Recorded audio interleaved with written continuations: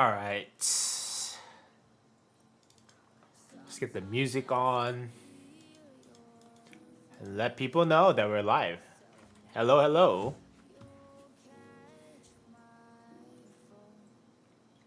What's up? It's right. Good afternoon, evening, whatever it is that, wherever it is that you are. Hope you guys are having an awesome day. Prince Boom, hello, hello. Yeah, let's let people know that we are live on Discord. But then let's get started, guys. Live now.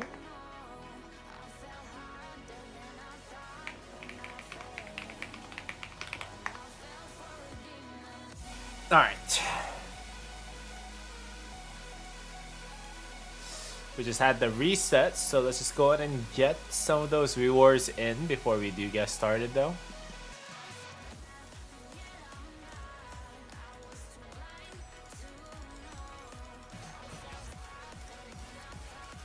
Let's go join my main. How am I? I'm doing okay, man. How are you?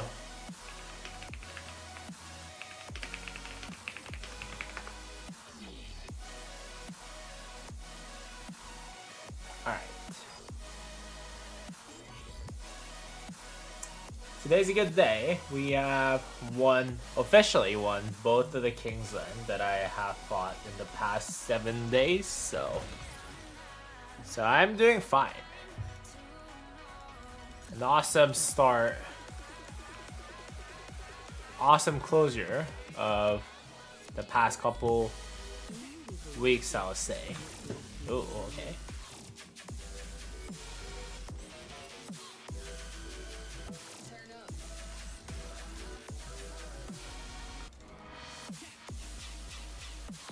I'm good. Prepping for K2. Let's go, man. Let's go.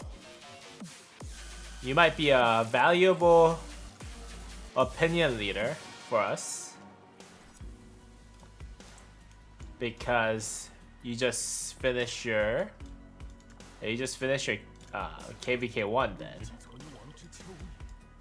then I'll need a lot of your opinion, my friend, when I do review all those commanders today. Okay, how long do we have left on this? 1 day. I must have missed it then. Aye. How is your KvK1 though?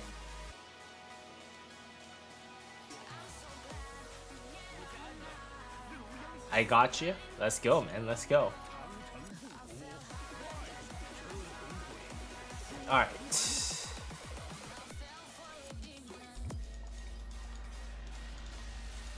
Haha.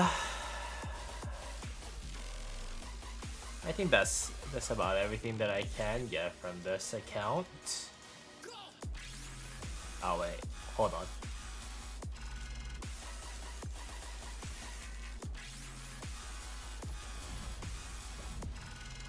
So let's go back to my restart. Hey QB, how's it going, man?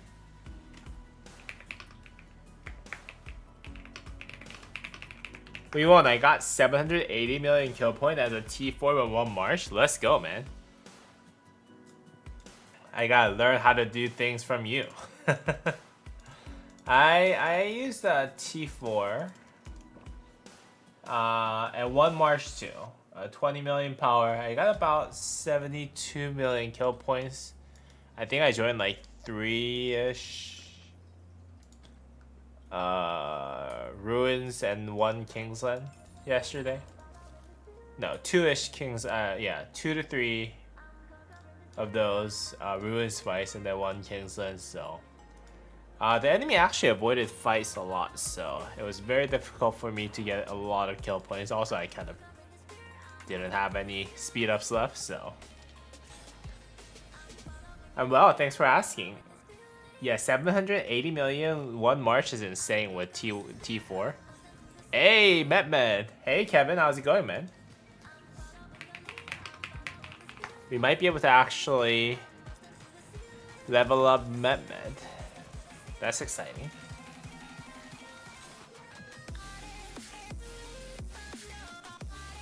You ran Martel Purist. Yo, you just killed him with counterattack damage, didn't you? I saw some people do it. I wasn't sure how well that did.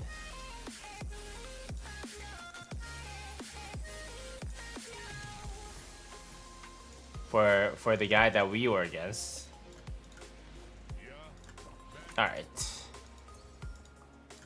Medmet? Okay, third skill. Trash. But it is what it is.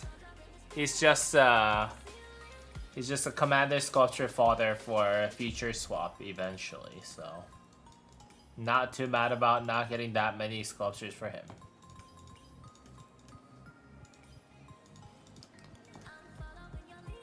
Yeah, that's a really good marsh, yes. And I would need some help from Prince Boom because yeah, I've never been an infantry main, so we're gonna go ahead and talk about every single commander in Rise of Kingdoms. Let's just go ahead and set this up real quick for KvK1. OneNote. We're gonna do OneNote. Gonna add a page.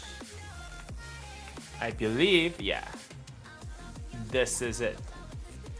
KvK1 commander rating.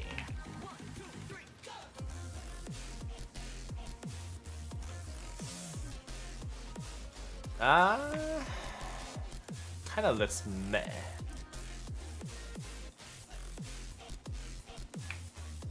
Okay.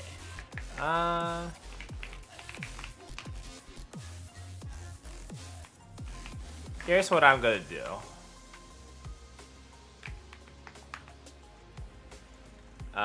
Star character. Yeah, there you go. Oh no.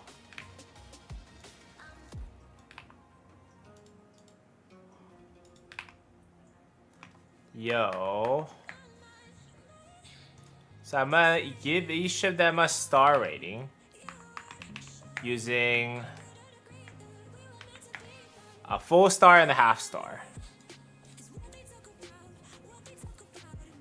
Yeah, 7 legendary equipment as the greatest glory and silent trial. Let's go, man. Let's go. And today, yeah, we're gonna actually start. Hold on. Yeah. What is this? So we're gonna basically start by having each commander listed on the left side. Let's say Tutmos, I want to give him like a 4-star. Then I'll just come here, give him a 4-star, and then give 1-sentence summary of what this commander is. Let's say best archer pairing for YSG. Best double AoE.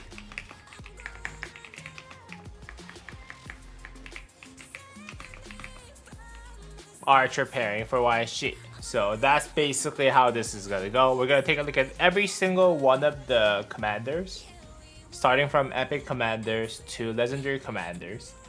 The point of this, actually, let me go ahead and move this right here. Yeah, and then I'm gonna actually start recording.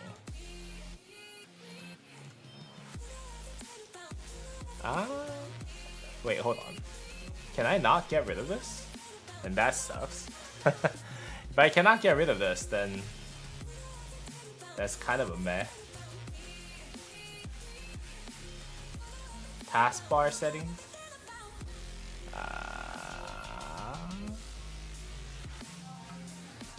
Does that delete it? Oh, there you go. No, it doesn't. What's the best way to write here?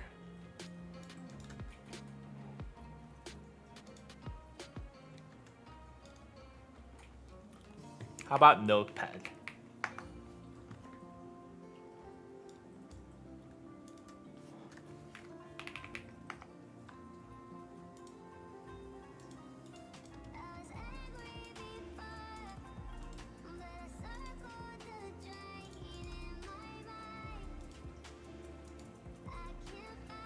Oh, okay. And here's what I'm gonna do. I'm gonna add this as a separate source. Window capture.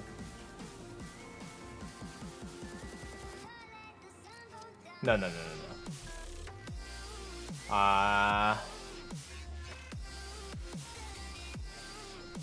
Browser capture. Specific window. Window capture.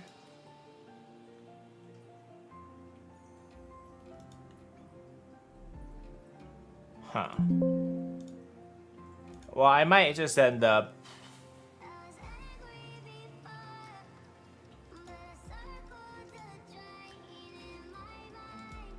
at a new source instead. Capture. Display. Never mind. Let's just put let's just put this up there.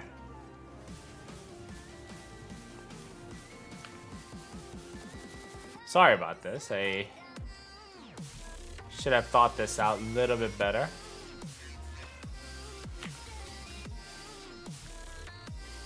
Huh. What's the best way to do this, guys? What's the best way to do this? You know what? Let's just go ahead and use whatever we were gonna do.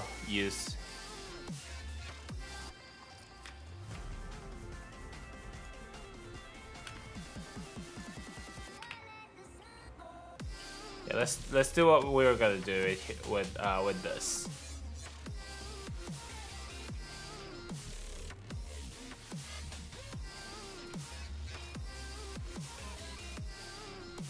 Now I do want to see their commander skills though. No tier maker? Should we just do tier maker? It might actually not be a terrible idea.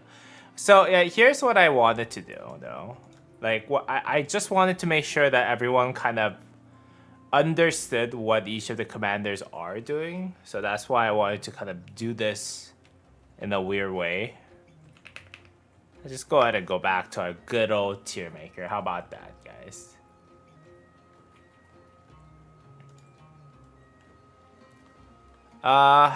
There you go.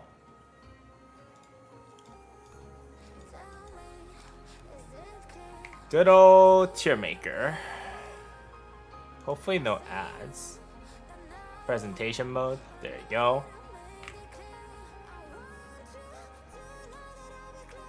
Yeah, let's go ahead and use tier maker. So, yeah, S S S A B C D, and then let's go ahead and make an epic.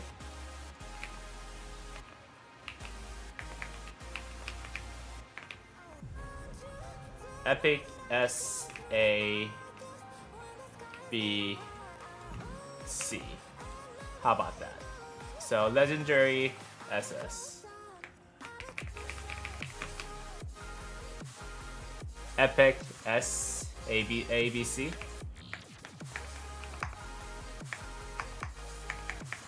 Why doesn't it let me send the S tier? You know what? Let's just go ahead and do this.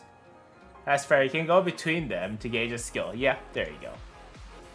Alright, so let's get this started, shall we? So let's start from Epic Commanders.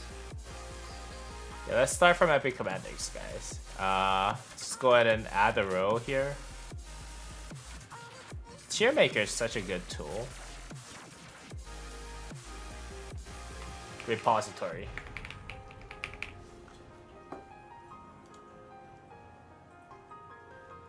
Let's just add all the epic commanders that are here because I think all the epic commanders are going to be usable in KvK1.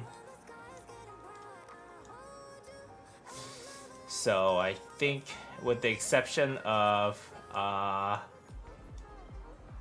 Choice Hun, which is not available for most people, I think we can go ahead and start from this. Right? Just the bottom half of it.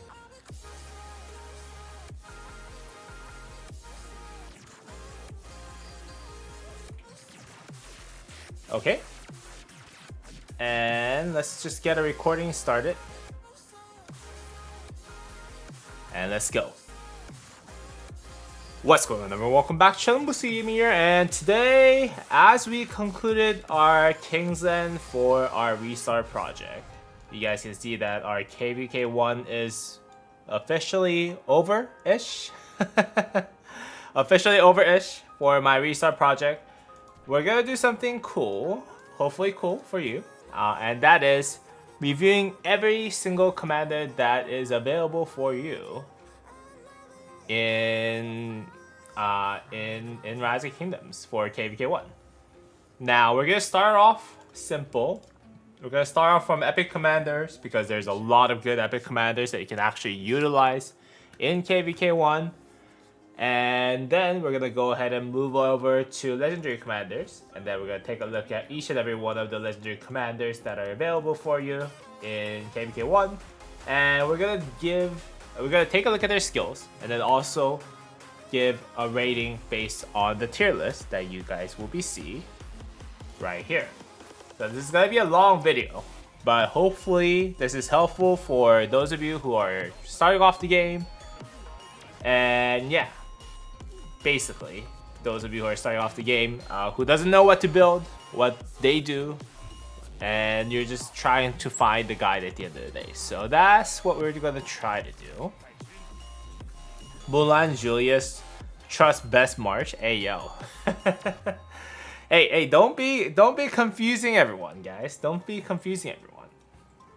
Alright, but let's just go ahead and start from. See, I don't want to start with power. Everyone's rarity is the same. But yeah, let's just go ahead and start from the very up top. The commanders that I have actually built, right? Because I think it's fair that I have built those commanders for a reason, right? And if I built them, most likely they're going to be pretty useful on the field. So let's go ahead and start with our boy Sun Tzu. Our boy, our man, is a little aged for a boy, but let's just go ahead and talk about him. So Sun Tzu is an infantry garrison skill commander. He is interesting because he has a massive AoE massive AoE damage. Also, at the same time, he's one of the few commanders in KvK1 that has skill damage buff up to 20%. And he is, I believe, the only epic commander that does AoE skill damage that also have skill damage buff, I believe. So Sun Tzu is a very interesting commander. Now, is a tier maker based on expertise commander only or in general? I'm just going to talk about in general. So, yeah, so Sun Tzu is a very interesting commander.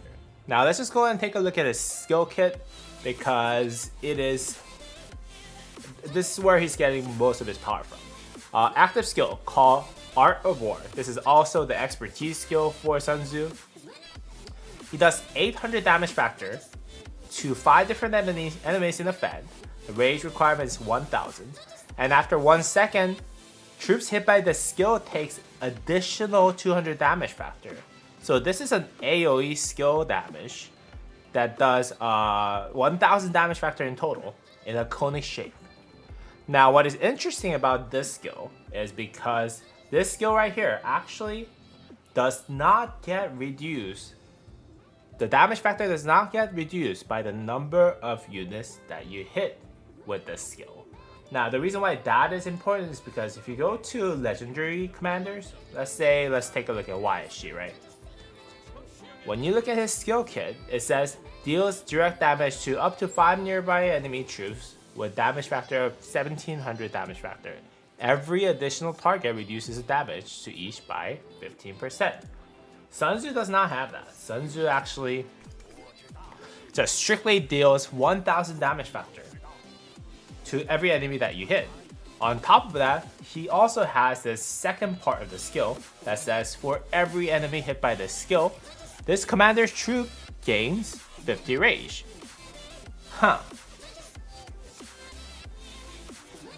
So Sun Tzu, if you actually hit 5 targets, you are technically going to get back about 250 rage. Granted that there is a limit on how much rage that you can generate per turn. So about, I think you can get about 100 to 150-ish if you actually think about the rage cap. But this is a really, really cool skill because then you can actually do a little calculation on the DPS that like this is actually not 1000 damage factor skill. This could be 1100, 1200, whatever it is that you can actually do the math with expertise on. So that's what makes this skill very, very special. His second skill is only for garrison, but if this commander is serving as one of your city garrison commander, your garrison takes 7% less damage. 7% less damage on garrison is really good. If you don't have any other garrison commander, Sun Tzu could be a good commander that you can use for a garrison, especially until you have your hands on YSG, because you taking 7% less damage straight up. There's not that many skills that can actually beat this, especially among epic commanders. So 7% less damage is really good. It is also very synergetic with his third skill, which says this commander's troops takes 10% less damage. 10% less damage. So if you're garrisoning with Sun Tzu, you're naturally just taking 17% damage less than what you would have taken otherwise. So this is why a lot of young players actually use Sun Tzu in your garrison whenever they're trying to defend their cities. Obviously, there are better options when it gets to legendary commanders and all that stuff. But if you don't have good legendary commander options, try Sun Tzu because he will actually provide you 17% damage reduction. And on top of that, he will also get 10% health. Health is the most valuable stats in Rise of Kingdoms, just generically speaking. And having 10% of infantry health boost is actually pretty good for an epic commander as well. Now, on top of all of those skills, he also have his fourth skill, which will also give himself extra 20% more skill damage they can do.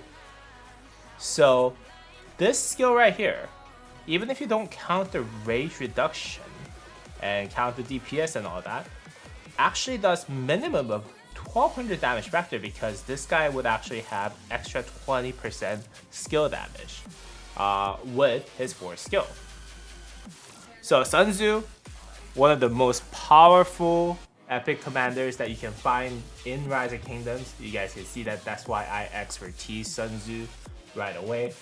He should be one of the first commanders that you should be building, to be honest, in Rise of Kingdoms. Not everyone can build legendary commanders, but everyone can build Sun Tzu. The best pairing for Sun Tzu, I would say, is among epics. I would say it's either Bjorn. I think Bjorn is probably the best commander pairing for him among epics. But if you're looking at legendary commanders too, if you're infantry low spender, you can technically consider Sun Tzu with YSG.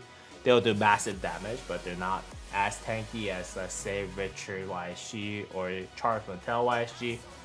You can also use him with Metmen because they kind of have synergy of unit capacity buff as well as skill damage buff, kind of stacking after one another, doing massive AoE skills as well.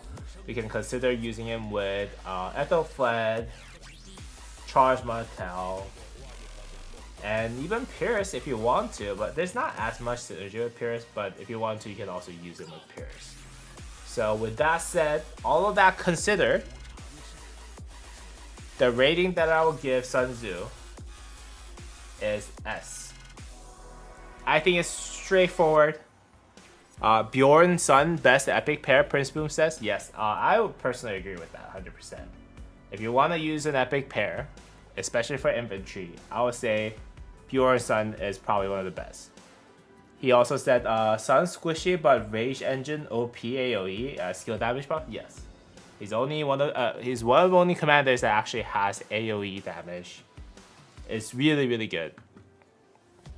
Without a doubt, I think he's one of the best epic commanders that you can find in Rise of Kingdoms. So let's just go ahead and move on from Sun Tzu. Now, Baibars. Baibars is a very interesting commander. He also has, for his active skill, 1000 damage factor that hits up to 5 different targets. Instead of generating rage though, the second part of his skill is actually reducing the march speed of troops. Again, the reason why this commander's skill is really, really good is because it doesn't actually reduce by it doesn't get reduced by the number of units that you hit. So if you actually can hit 5 targets, the damage per second that you can deal with this commander, especially on the field, goes exponentially higher. If you hit 1 target, you're going to do 1000 damage factor. If you hit 5 targets, you're going to do 5000 damage factor. So this is a really, really good skill. It's also the expertise skill. If you don't expertise it, you only do 750 to 3 targets. If you expertise it, it's going to do 5 target, 1000 damage factor AoE. And the march speed reduction also goes up, so make sure you do expertise him.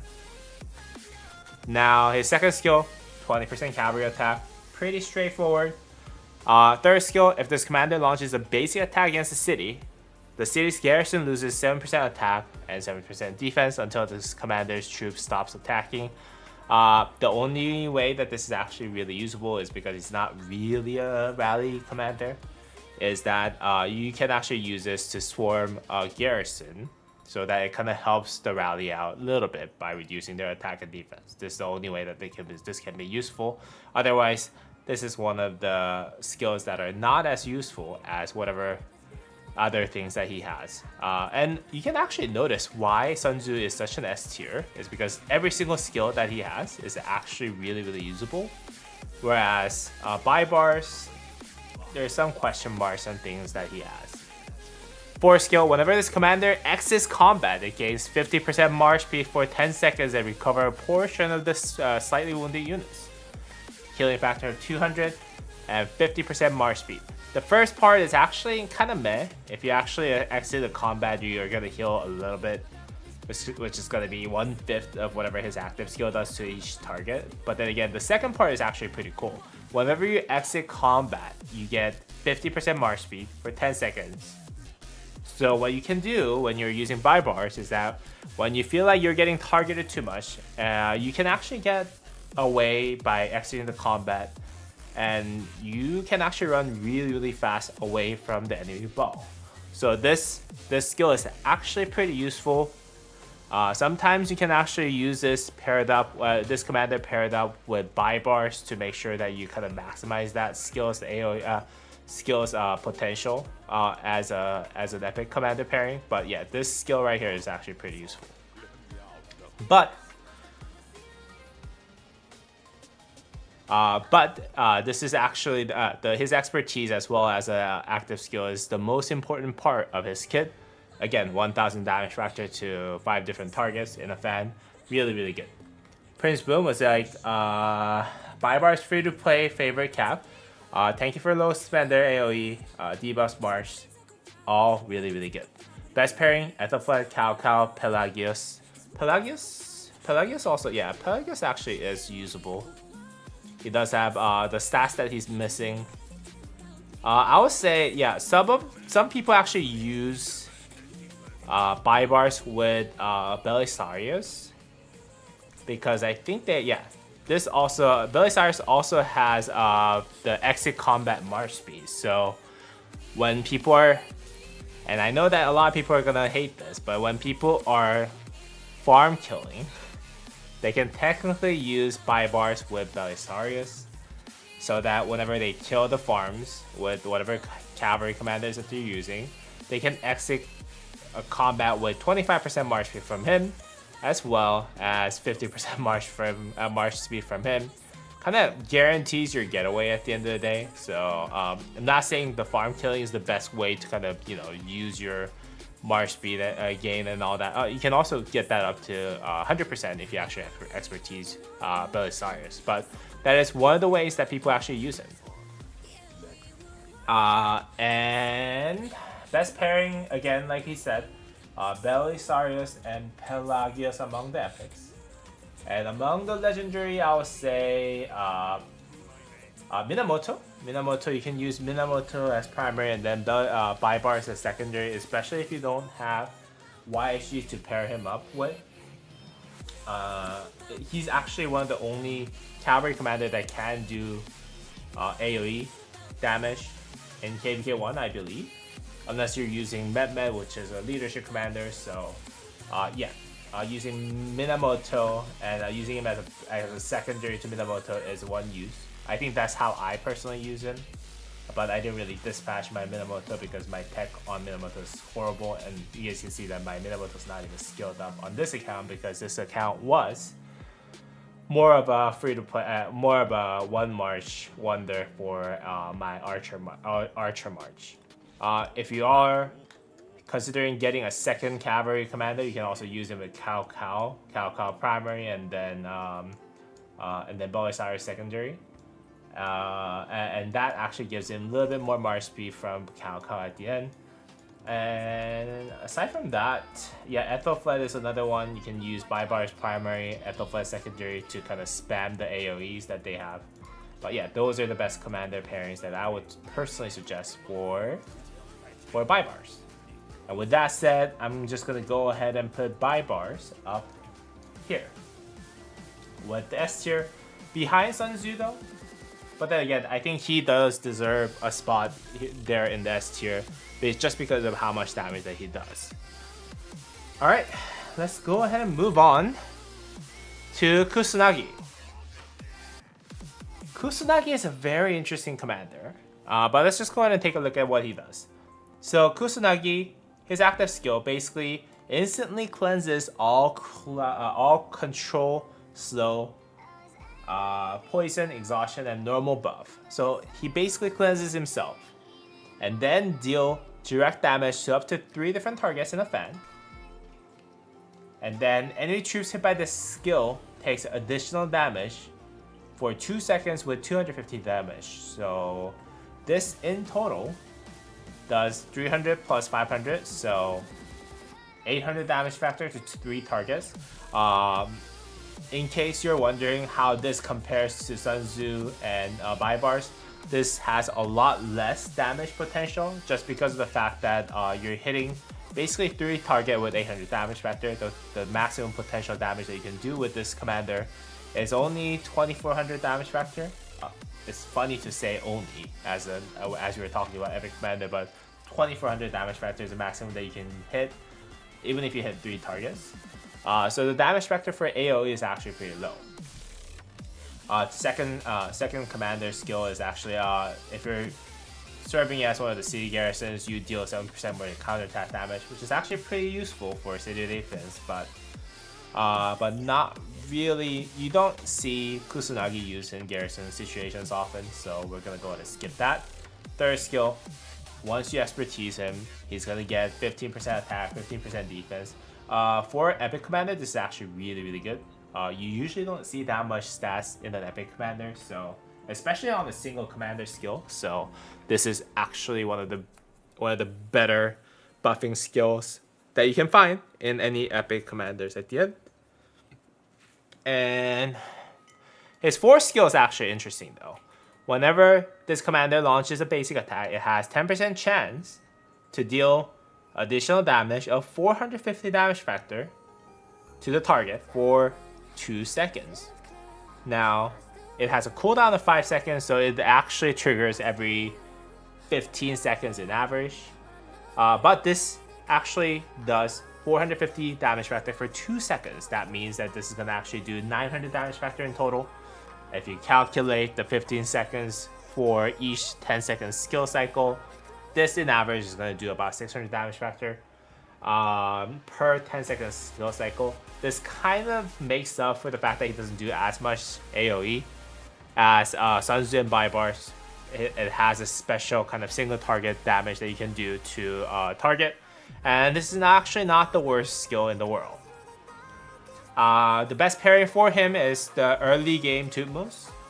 He is actually one of the best AoE archer commander that you can find in the earlier part of the game, especially among epics. I think he's the best AoE damage dealer amongst epic commanders for archers. So yeah, this is kind of like, I would say, if I were to give one sentence summary to Kusunagi, I would say he is the best starter archer secondary commander.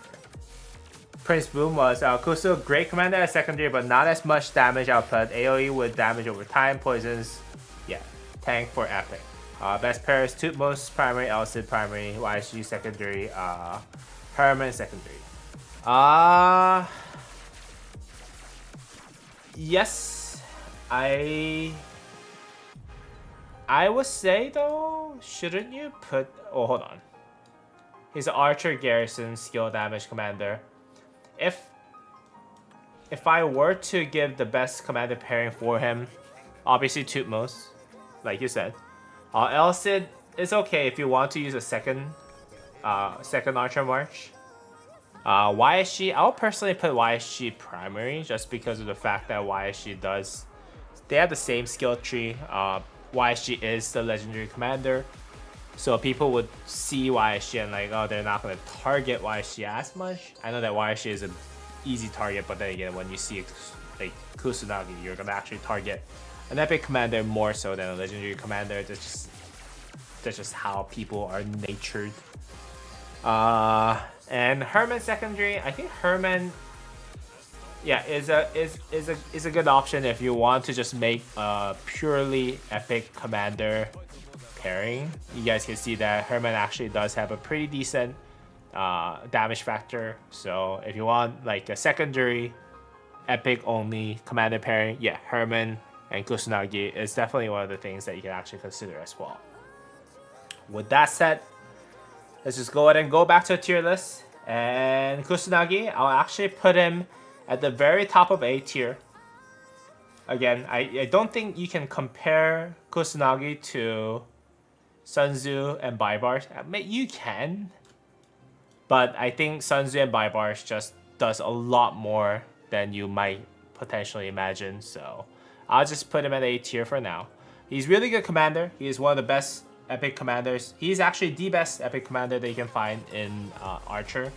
It's just that there are better alternatives to Archer commanders in the future, and also at the same time, he just does not do as much damage at the end. So yeah, that's what I have for Kusunagi. And let's see. My fourth commander that I have here is Lohar. Lohar is actually just for barbing. He's really good at what he does because he does give you extra EXP bonus with his third skill. He does barbarian damage, additional 35%. And also at the same time, whenever you expertise him, you can actually heal himself for 2000 damage factor whenever you exit combat. So if you want to pair him up with any commander that you want to level up as fast as possible, there you go. That commander's not going to die because every time you actually exit combat, you're going to actually heal yourself for 2000 damage factor. He does have an active skill that does a little bit of damage, but I think the healing is the more important part of his kit.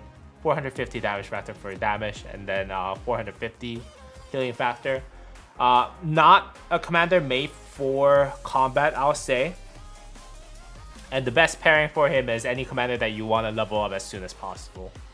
Is my suggestion. With that said, let's just go ahead and put him at the very bottom of A tier. I'll just put him at the very bottom of A tier. We're gonna fill up more commanders in the A just because of the fact that, you know, Lohar is very, very useful commander. If you're talking about epic commanders in Rise of Kingdoms, we're gonna talk about their usefulness. Legendary commander, maybe not, because, you know, we're gonna talk about gathering commanders and all that.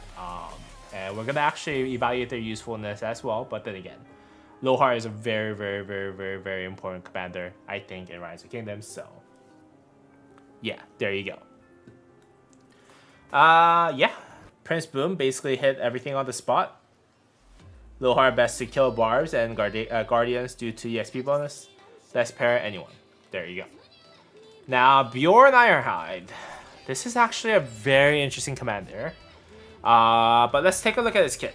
So his active skill does 500 damage factor, but deals direct damage to a target for 500 damage factor for the next 3 seconds. So whenever you actually use this active skill, he's gonna do 1500 damage factor, and also it's gonna debuff the target so that it takes 10% more skill damage. A couple of things that's good about this is one, despite the fact that this is a single target damage, it is very rare for you to actually see 1500 damage factor total in a commander that is made for KvK1 and KvK1 or below. And the fact that he does a debuff of 10% skill damage increase also is a big plus. That means that if you put him as a primary, the secondary commander that you're going to have with him is going to do 10% more damage, because most of the damage that is done in KvK1 is skill damage. So yeah, that's a very, very good stuff. But it doesn't stop there. A lot of his kit is actually really good. Second skill, 15% when attacking a city. This is not really the best skill, but only triggered when you're attacking a city. But 15% attack is decent. And this skill right here, third skill, 20% total stats, 10% attack, 10% defense. A lot for an epic commander, I would say. It's a shame that he doesn't get health, but it's very, very good. His fourth skill though, this is actually where it gets a little bit more interesting.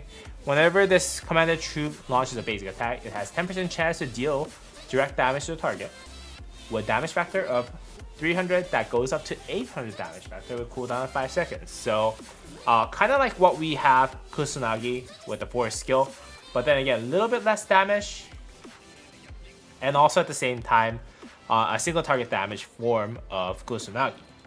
Now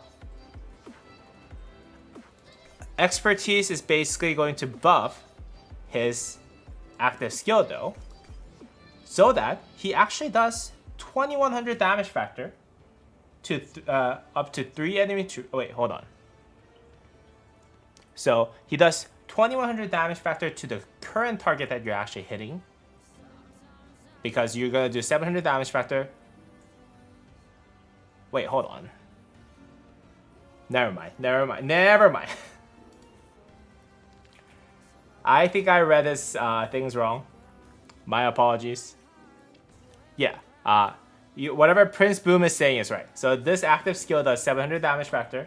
It does a debuff that will do 3 targets, basically take 15% more skill damage. That debuff is amazing.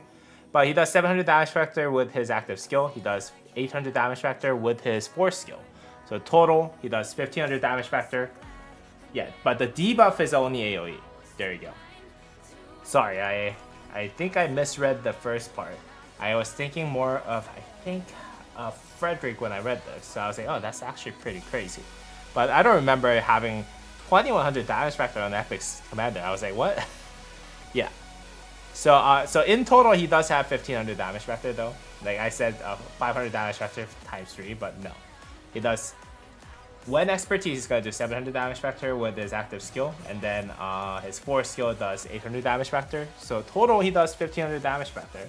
But that 15% skill damage taken reduction debuff that you're gonna apply with him is very unique, and it's gonna really help your marches kind of do more DPS out on the field.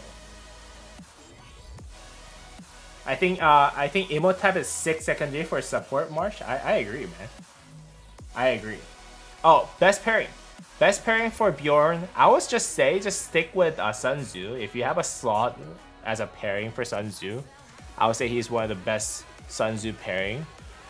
Any other pairing though, I wouldn't normally recommend. If you want, you can use Ethelflaed, just because you can put Ethelflaed with anything.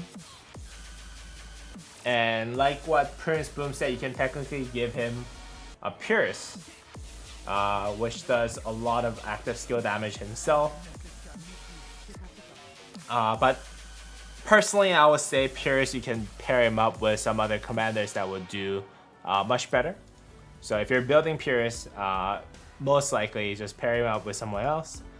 Most of the time, I'll say, again, for Bjorn, I'll just say go ahead and pair him up with Sun Tzu. If you don't want, to use Sun Tzu to be paired up with your legendary commander. There you go. So with that said, final rating that I'll give him is an A tier, above Lohar. Very, very strong commander. One of the best epic commanders, I honestly think, in Rise of Kingdoms. It's just that those two in the S tiers are really, really good. And even like Kusanagi being A tier is kind of crazy too. So, yep. That's where he is. Let's just go ahead and move on. Queen Tamar of Georgia. Queen Tamar of Georgia, simple. Is a gathering commander. And I didn't level her up, but if you level her up, you'll be able to get wood a lot faster. Food and stone also 20% extra, which is really, really helpful. Just use her as a gathering commander. Talent her up so that you actually have up to the superior tools at the end. And then you'll be able to gather resources a lot faster. Pretty decent commander though. I would say among the epic commander gatherers though. Yeah, among the epic commander gatherers though, let's see.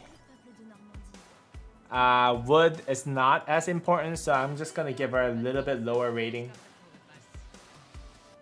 I'll say she's a B tier. She's useful. Yeah, she's useful, but it's not as good as, let's say something like Joan of Arc, which has 25% gathering speed universally versus her just having 25% for wood. Her expertise is actually not related to farming. So yeah, unit capacity also does not really help too much because it doesn't help with the load. Load is actually gonna help. What's gonna help you use less troops for you to farm stuff. So yeah, unfortunately, she's not the best of the gatherings. It is what it is. Let's move on. Belisarius. Belisarius is a very interesting commander. It has a pretty decent skill set. It does have a pretty good debuff and also at the same time does that 450 damage factor. It's not a lot, but it is something. It has barbarian damage bonus, cavalry defense and march speed. So this is actually what's important. When you expertise this skill, you get 30% defense, and when you kill a troop or when you exit a combat, you get 50% march speed, right? And that paired with the fact that Belisarius has also the same skill that does give him 50% extra speed, and the fact that he has mobility tree and cavalry tree, it actually allows you to build one of the maximum speeds among the epic commanders that you can find in Rise of Kingdoms. Just because of the fact that mobility tree has a lot of march speed that you can actually find from his talent tree. So it's a very utility commander, I'll say. I think what he's really good at is farm killing and running away from enemies while farm killing by using resource nodes.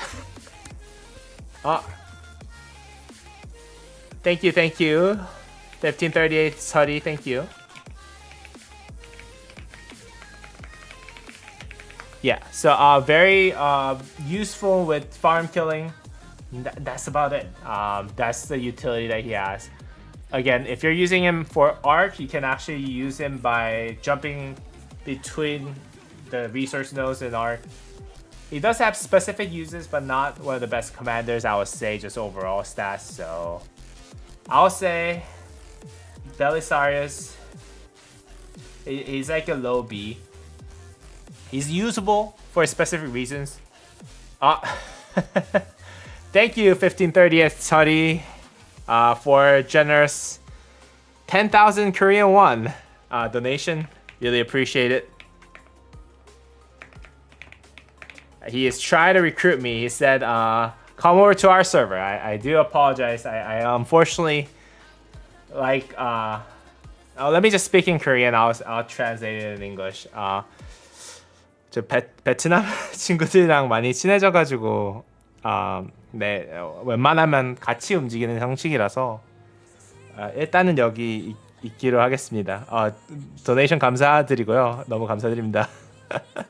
He said, yeah, he said, come over to the server. I said, hey, like, I became really good friends with the Vietnamese folks here at 2939. I usually move in a group, unfortunately, so I would have to decline, but I really do appreciate the donation, is what I said.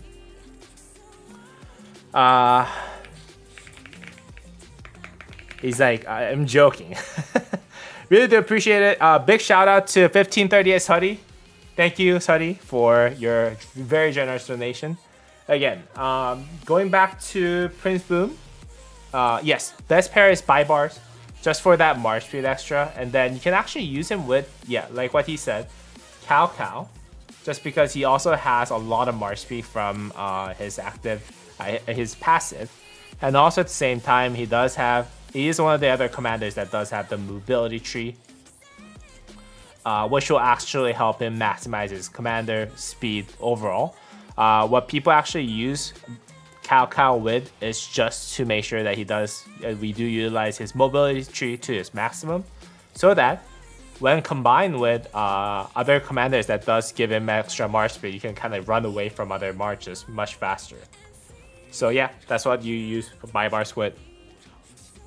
He has specific uses, but not the best commander in terms of combat, I was saying. Alright.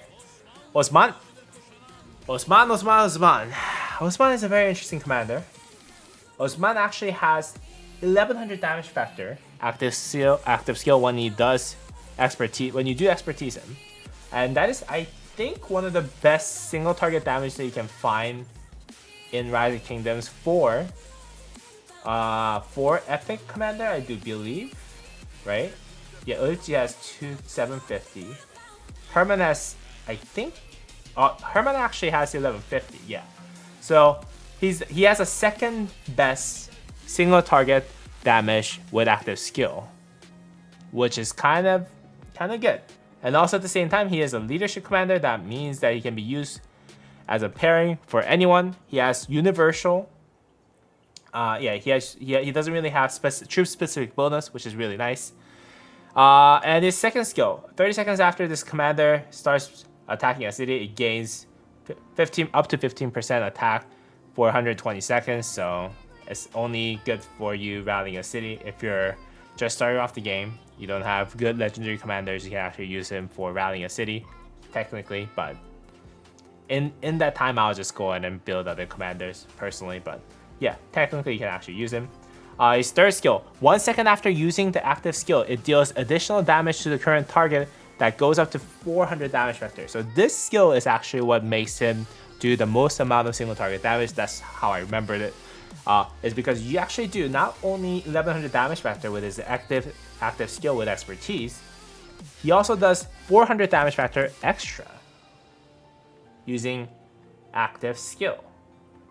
And I believe this applies to other commanders. So if you're using Osman with Bjorn, maybe this 400 damage factor could be applied. I don't know the exact details of it, but it doesn't have a cooldown 400 damage factor whenever you use an active skill. Yeah, this is pretty good. So, and he also gets his fourth skill that actually gives him extra 10% unit capacity. So if you want a universal single target damage dealer in Rise of Kingdoms for epic commanders, I'll say Osman is one of the good commanders that you can consider. 10% unit capacity also adds another 10% to the damage because you get more troops at the end of the day. But right now, Rise of Kingdoms' current meta is that you do a lot more AoE damage than single target damage, especially in KvK1. So Osman, although his kit is really good as a single target damage dealer, it's not the best commander that you can find in Rise of Kingdoms. But I will say though, he deserves one of the last spots of A.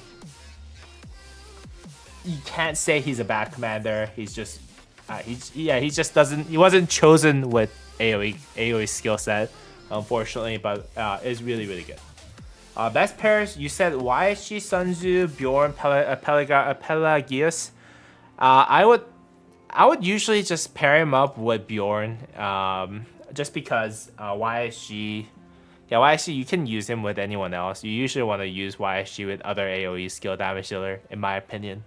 Bjorn Ironheart is a great commander pairing for him, just because of the fact that you do want to, combo the single target damage massive nuking with them. I would say, yeah, Pelagius though. Pelagius could be one of them if you want a epic, legendary, epic commander that does single target damage. I would say Herman could be one good pairing if you want double single target damage. Again, Herman does 1150 damage with his expertise. And he does have march speed for archers, so if you want a single target damage dealing DPS on the field, I would say Herman could be another great option that you can consider for your Osman pairing. Alright, now Joan of Arc. Joan of Arc is a very interesting commander. So she has two parts of usages. One is her active skill, which buffs up to 5 nearby allies or friendly troops, 30% infantry health, 30% cavalry defense, 30% archer attack. And they also gain 40 extra rage per second for the 5 seconds. So usually what people do is you try to mix Joan of Arc epic version into a mix of commanders that you have in Sunset Canyon. And that way, she actually rage generates a lot of the commanders that you have on the field, on the Sunset Canyon, so that you can active skill a lot faster with other commanders. Is she viable? Yes and no. She's viable if you're a Mega Whale and you want to buff the heck out of 5 marches that you have in KvK1. It's very niche though. Usually in KvK1 you don't really want to get 5 target buffing commander march. You usually don't even have 5 marches in KvK1, even if you're a whale. So very niche, but has a very good use of it. So she does have that combat buffer section of her skill set. She also has a third skill that actually heals herself whenever you use a basic attack against enemy that gives you up to 450 damage factor. And then you also get up to 25% normal damage buff. 25% normal damage buff is really strong. If you want to actually build Joan of Arc, sometimes what I've seen a lot of people do is use Joan of Arc paired up with Charles Martel and just spam this 25% normal damage buff with Charles Martel's extra counterattack damage, so that you take so much damage from just hitting Charles Martel is what I've seen. Also, it also helps that he gives infantry 30% extra health, which is the only stats that Charles Martel is missing as well. So that's the usage that I've seen people use Joan of Arc Prime with. Joan of Arc Epic version with. Her expertise actually gets that buff even to extend it to 4 seconds, which is a really good buff. Again, most people will not have a use of Joan of Arc Epic version on the actual battlefield. But if you have her on Canyon, she's a great commander. Prince Boom is like, Joan is a must-have on the field. Rage Engine buffs all marches used in Canyon or field. Pairs any tanky Richard, Martel, Bjorn. I would agree with all of those, except for the part about must-have on the field. Most people, it's a must-have if you have 5 marches. I think that's what I would say. I'll correct that too. But overall, very strong commander at the end. And she also is a very good commander. She's actually the best epic commander for gathering as well, with just this second skill alone. Second skill gives you 25% gathering speed and 25% load Again, like I said, you don't need more unit capacity, you need more load. That just means that each troop would actually be able to take more load of resources that you can farm from this. On top of that, she also has 25% extra gathering speed. If you look at all the other epic commanders, they don't really have universal 25%. They have one resource that you can take with 25%. And gathering speed wise, this is the GOAT for all epic commanders. So she has 2 uses, and she's really good at both of the uses. So with that said, I'm gonna actually put her up right above Bjorn. I think a lot more people actually use Joan of Arc on Canyon. A lot more people actually use Joan of Arc on the field than Bjorn. Bjorn is a very niche commander too. You just have to be either very, very free to play or very, very pay to win for you to actually use Bjorn. Like you have to be like, oh, I want to run 3 infantry marches, and I need to run out of options among legendary commanders. That's when you can use Bjorn, usually. So having Joan of Arc above Bjorn, I think makes more sense to me, especially when you're considering her usage as gathering commander as well. Very strong commander, in my opinion, overall. All right, Scipio Africanus. Scipio Africanus, guys. This is one commander that I have changed my opinion on the most throughout this past KvK. Now, let's just read through his kit. His active skill: for the next 5 seconds, this commander troop takes 25% less damage, which is really, really good, and also deals 25% more counterattack damage. Counterattack damage, by the way, is the damage that you do whenever another commander is attacking you. It's the same amount of damage that you do to other commanders whenever you're attacking them with basic attack. It is 200 damage factor to everyone. You basically buff 25% on top of that with his active skill. Very interesting concept. His second skill, which is also expertise, so let's just go ahead and take a look at the expertise. So when this commander is hit with a basic attack, it has 15% chance to gain 100% attack for 2 seconds with cooldown of 5 seconds. If the troops remaining units are reduced to more than 15%, it has 15% chance to recover a portion of the slightly wounded units for 500 damage factor. It has a cooldown of 5 seconds. Very interesting concept, right? So this expertise skill is a very interesting skill. So when you look at it, again, whenever this commander's troop is hit with a basic attack, it has 15% chance to gain 100% attack for 2 seconds. So what does that do? That actually buffs whenever you're doing counterattack damage to massive people. You can basically throw Charge Martel, Scipio Africanus into enemy ball, and you can expect them to do damage by counterattack damage, just because whenever you're hit, you get 15% chance to gain 100% attack. Very interesting concept. Whenever you're reduced down to less than 50%, you have 15% chance to recover healing factor with 500 damage factor. Again, this is healing when you're hit, so except for the cooldown part, it's actually pretty cool. His third skill I think is only for city garrison, 7% damage bonus. It is what it is. It's not rocket science. It's not really that good. 10% unit capacity is good and bad at the same time. It's good because it's not really it actually just buffs the amount of damage that you do overall by having more troops. It's bad because you actually could trade worse with more units on this commander. Praise Boom was like, Scipio not optimal for the field, but has a use, buffs your march and debuffs the enemy. Yeah, exactly. And damage reduction, counterattack damage bonus.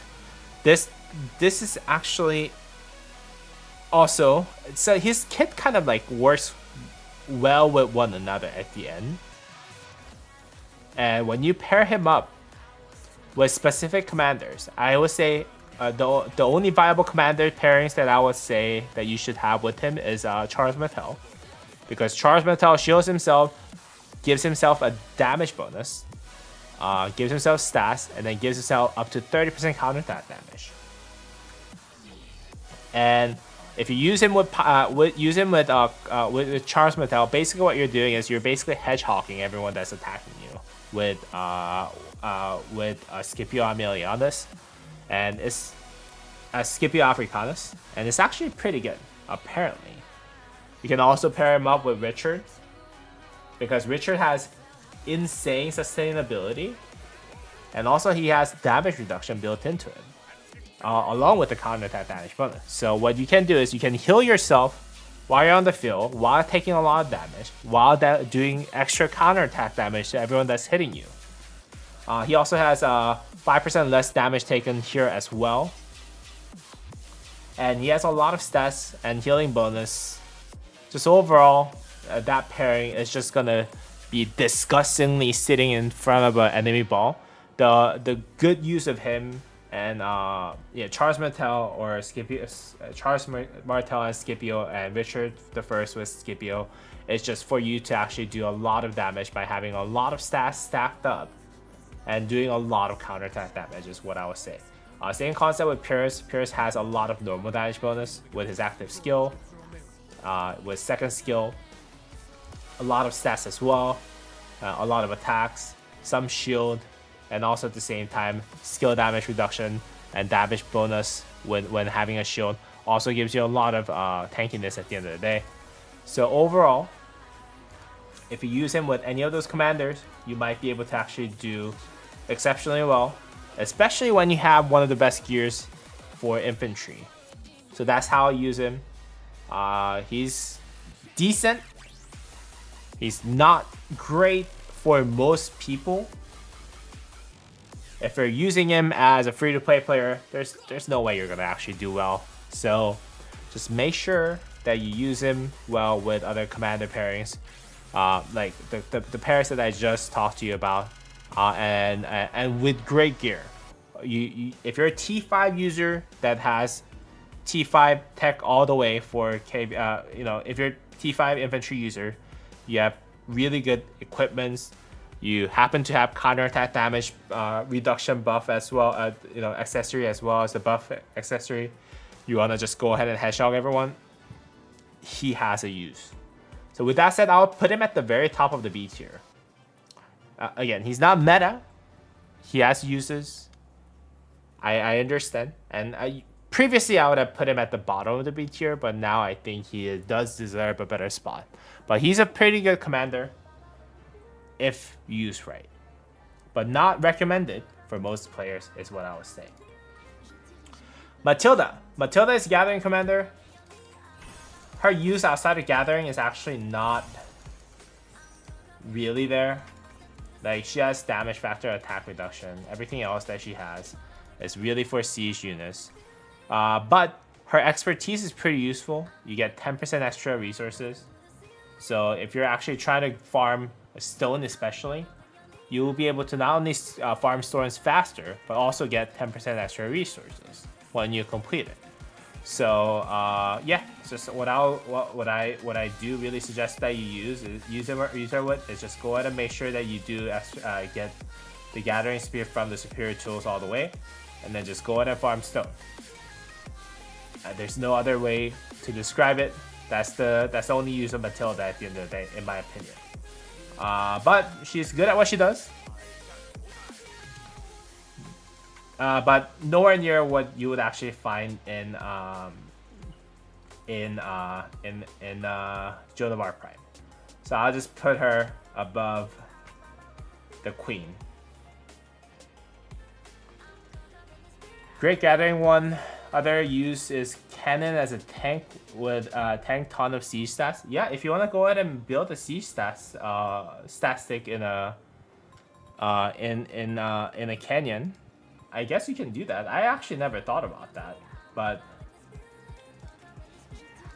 I guess she does have a lot of defensive stats. So if you want to go ahead and tank yourself with that, then I guess that's one use.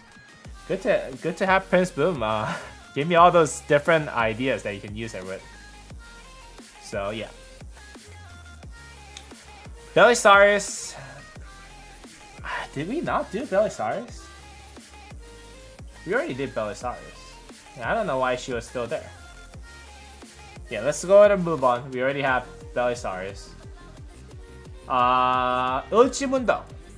Ulchimundok is a very interesting commander. He's a garrison commander for infantry that is made for epic.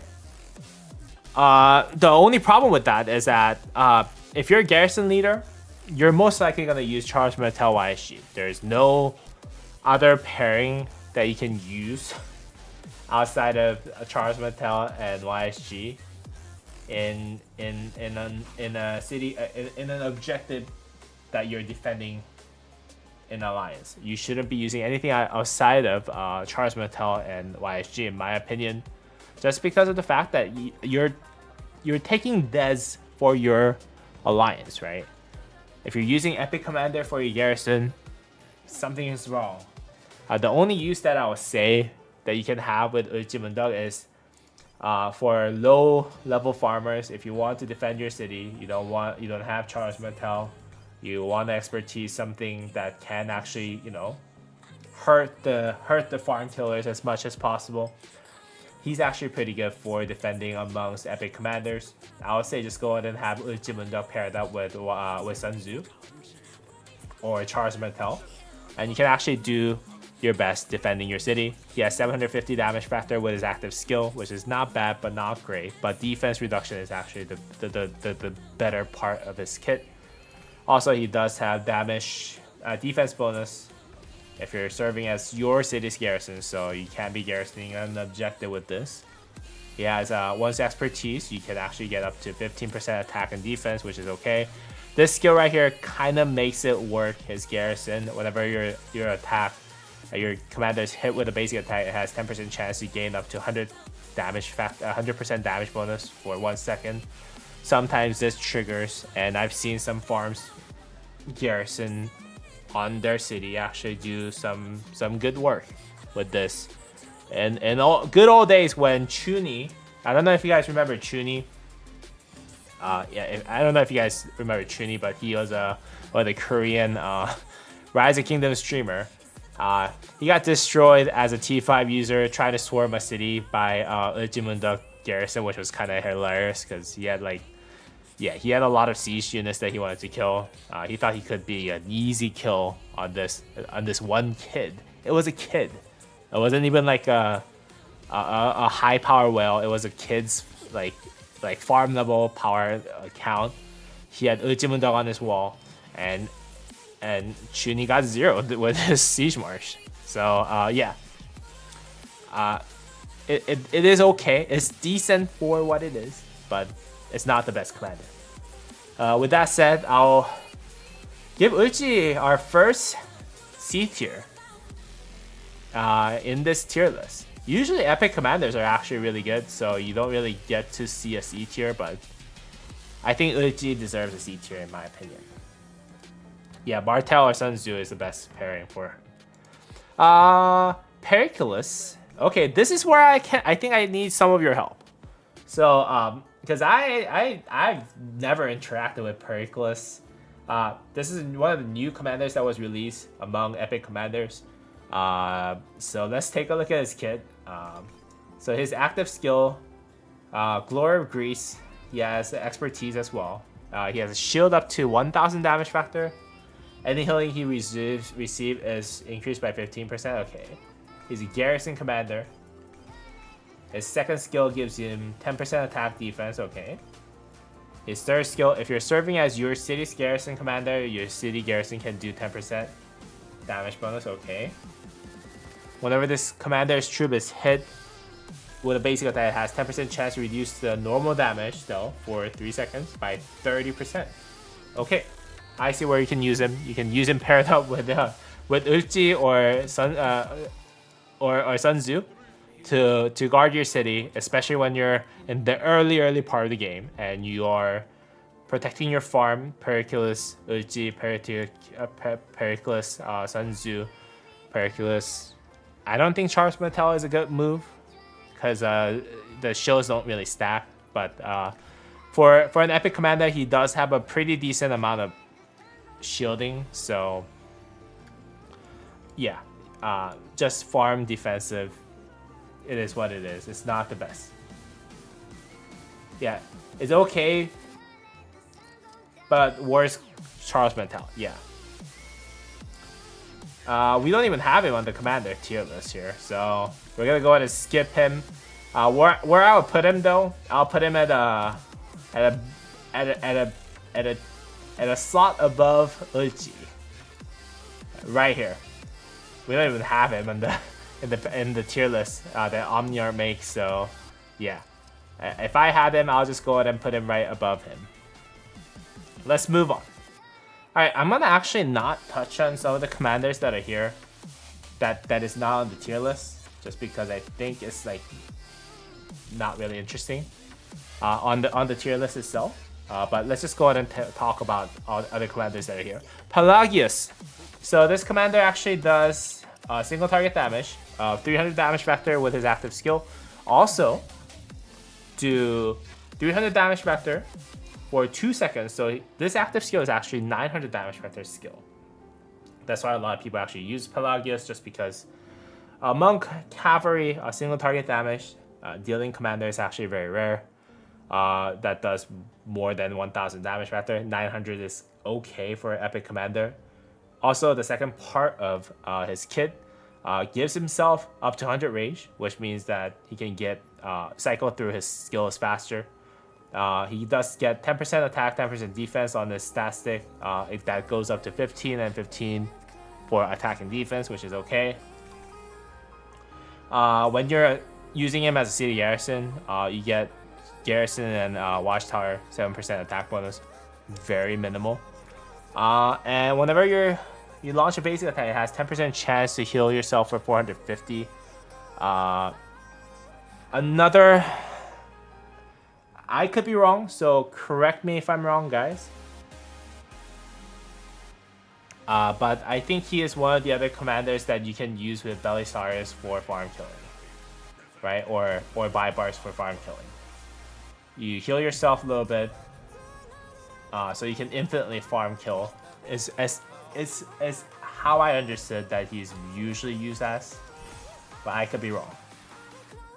What's up, brother? What kingdom are you on? 2939 for my main. And 3850 for out. Yeah, best players, Belisarius Belly. Yeah, you just use him for farm killing. You don't want your farm killers to actually come back to the city as often, because you want to make sure that they're out there healing himself. He does have 450 healing factor for 2 seconds, so he has 900 healing factor. So you can use him on the field a lot for a very long time. So that's the only use that I'll say he has on it. Just use him as a secondary though, because he does have skill tree. That means that he's not going to be as fast as Belisarius or Baibars. Belisarius at the end. So yeah, I'll say just pair him up with Belisarius and then just use him for that reason at the end of the day. That's what I'll say. In terms of tier, I'll say he deserves a. Yeah, well, I'll say he deserves a spot above Uchi. Yeah, I don't think you have that many room for that. So, hey yo, Kyle, how's it going? For open fielding, what's a good Baibars pairing? I'll say Minamoto, Ethelfled,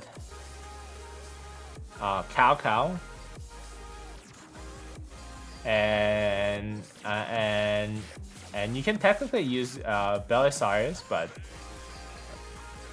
not really meant for open field at the end. So I'll say those two, Minamoto, KvK1. Potentially, you can consider using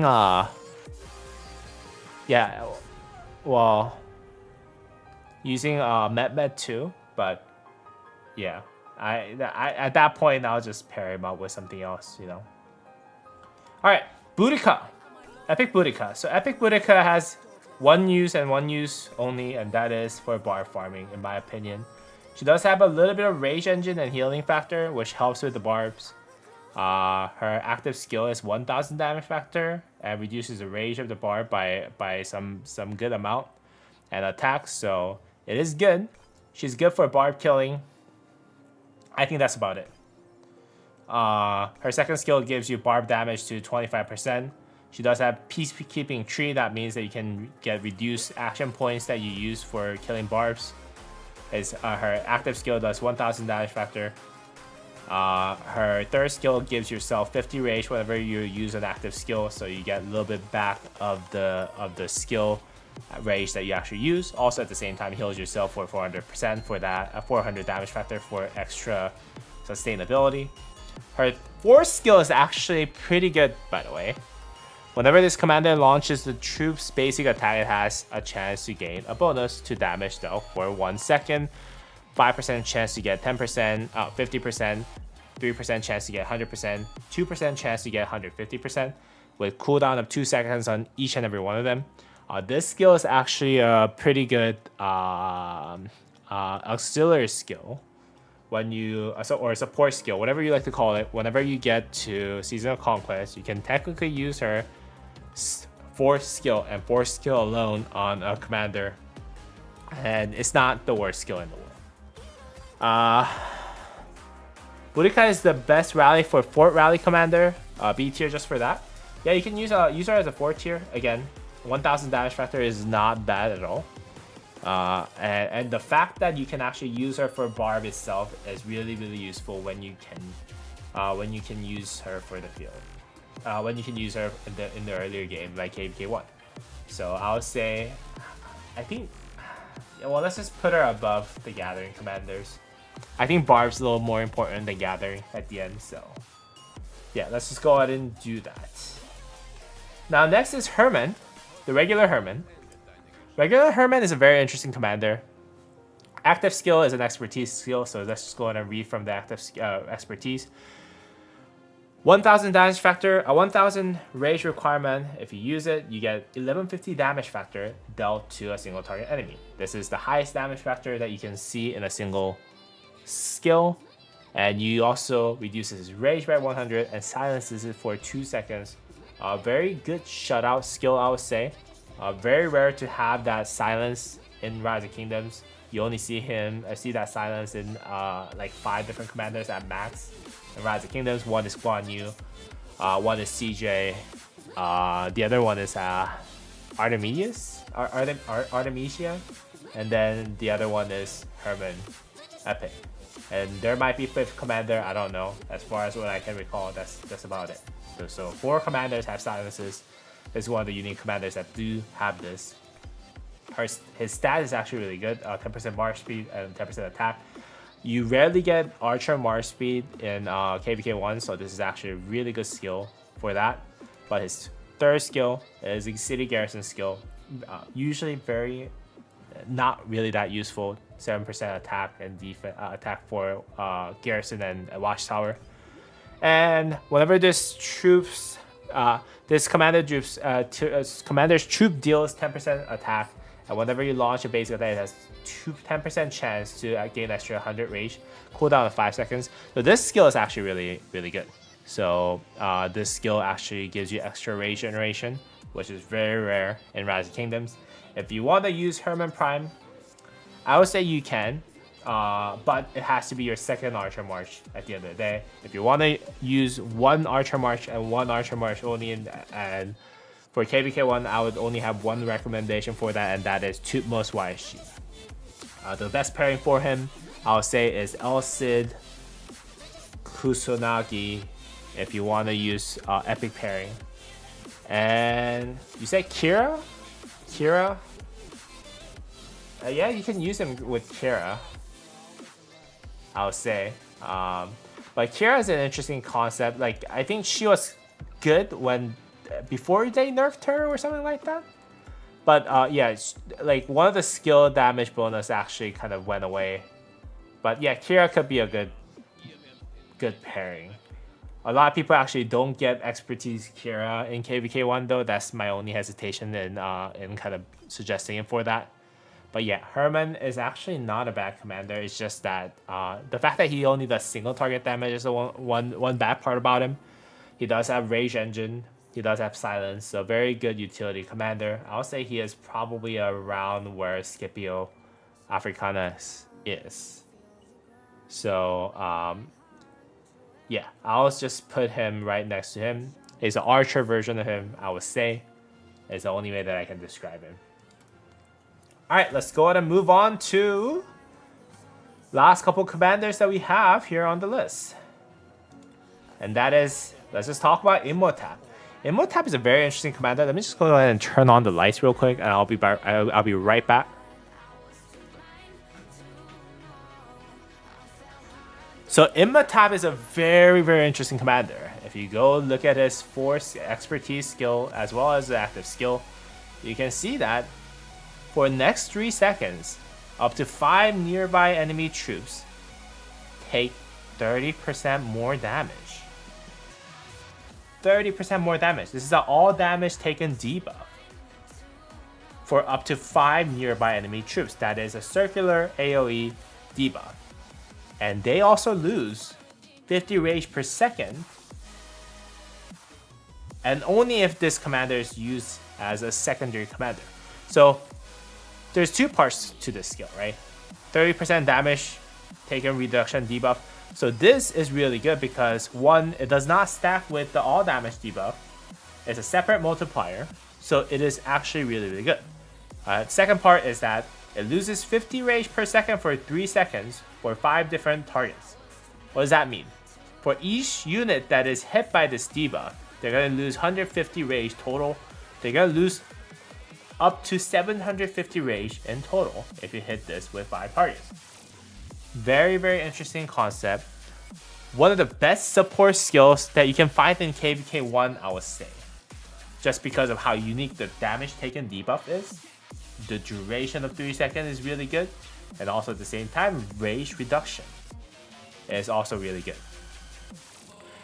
Second skill, Archer attack bonus 15%, defense 15%, really good. If this commander is one of your city garrison, you get 7% health. Not really that important because usually you don't really use him for city garrisoning.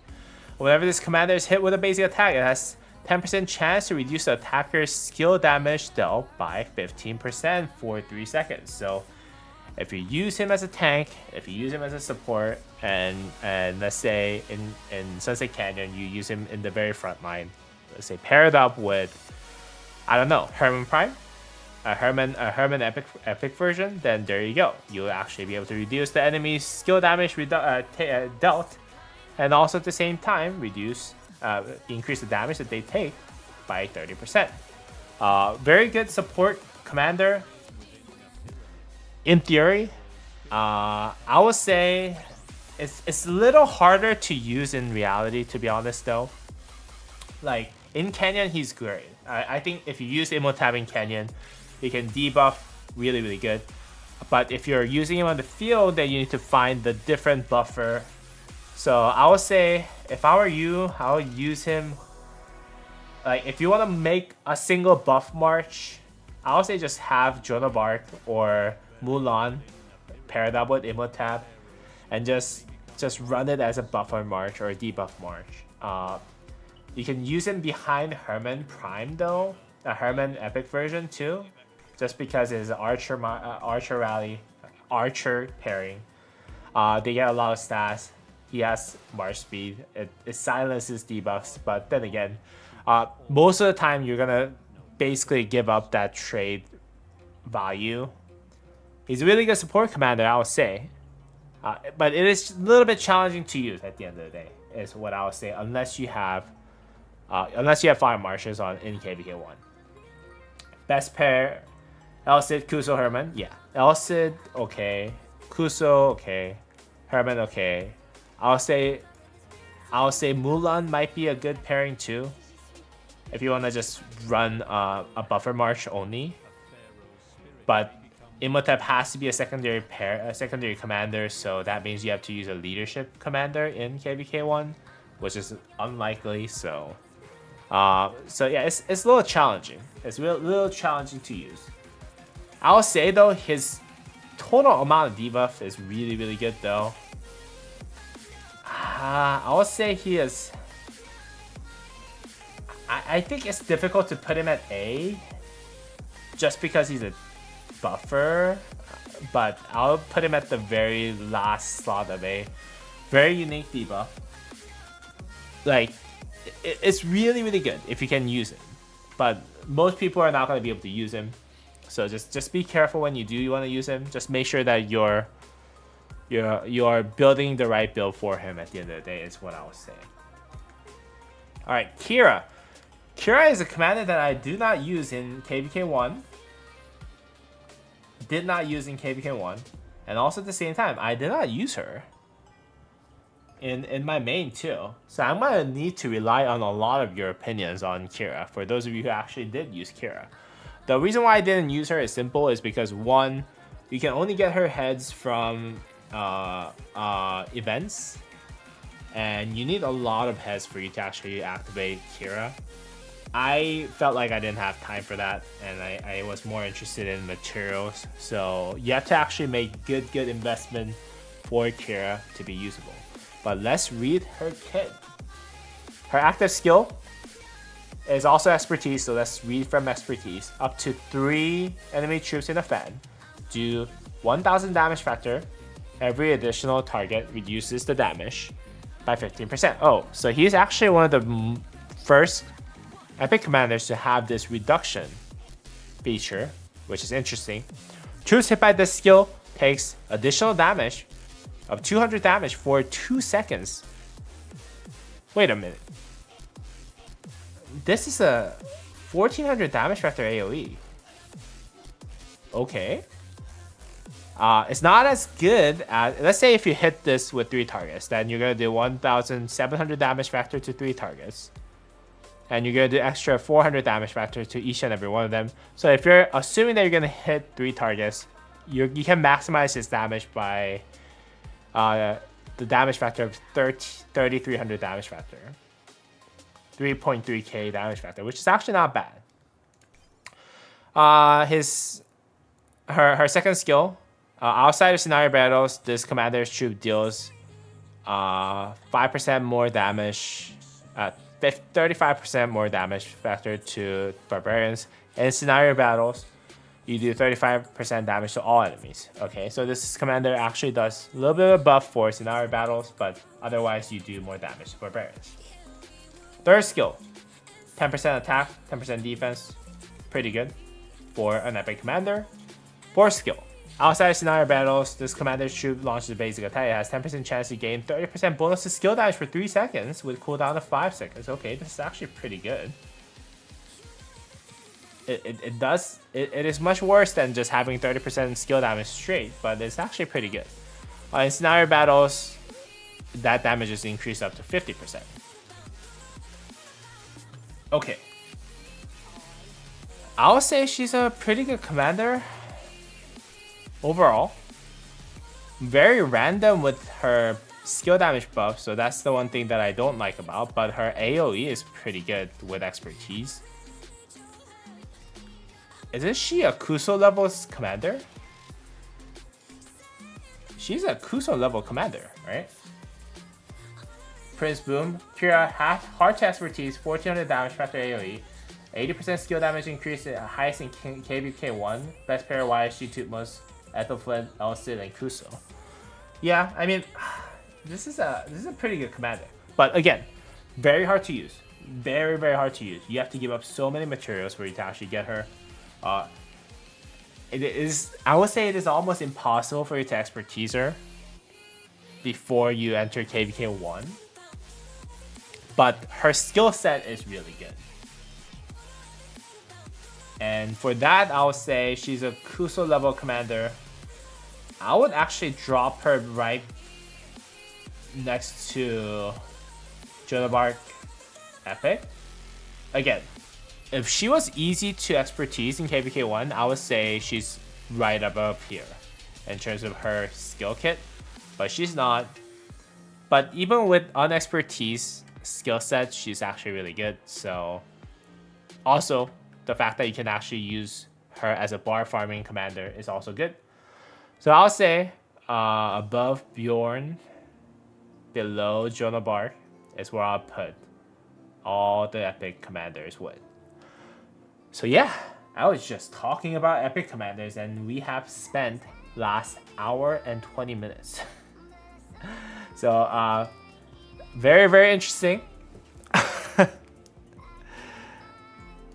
Fun fact. What is a fun fact, man? So we did talk about how many commanders did we talk about? 1, 2, 3, 4, 5, 6.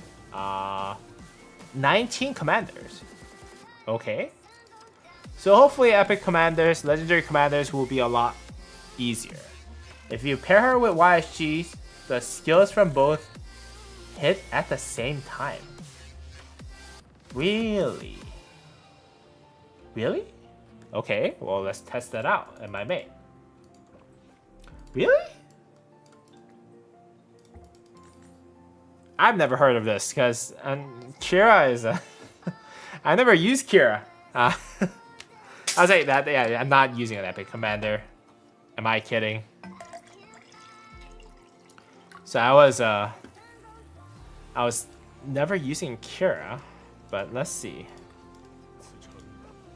Where's YSG at? YSG. Yeah, I don't even have her expertise even on my main. Did I?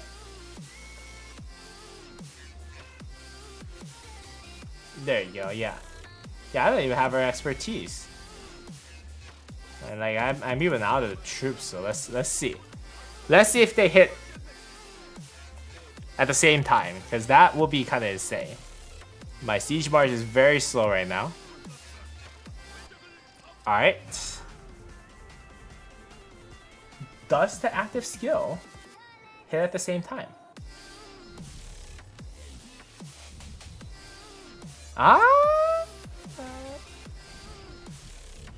Does it? It definitely looks weird though. Is that the additional damage factor?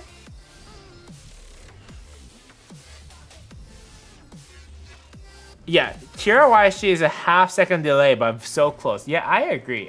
It's like usually there's like a 1 second delay if you use active skill, but this does look like a half-second delay. Yeah, the delay is a lot shorter. Let's check out what my pull does, right?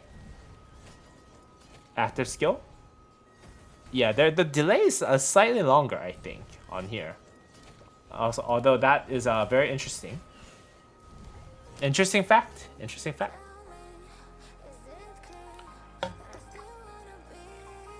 Maybe YSG's skill motion is so long, perhaps. But let's go ahead and move on to legendary commanders because we are running out of time, guys. 1, 2, 3, 4, 5, 6. Okay, we have 19 more commanders, so we are halfway there, guys. We're halfway there. So let's get started. Tutmos. Do I need to say how good Tutmos is? I think I do, because a lot of people don't realize. I didn't realize how good Tutmos was until I actually used him. I thought Tutmos was one of those commanders that you were like, okay, well, you look at his kit, technically he's really good, but like, can you really run away from all those cavalries in KvK1? I was never wrong. I was never so wrong in how powerful this commander is. As a matter of fact, my restart account has dominated with how strong Tutmos is. This is all Tutmos YSG report. In average, I would say my trade ratio is more than 3 to 1. Like, just look at those reports.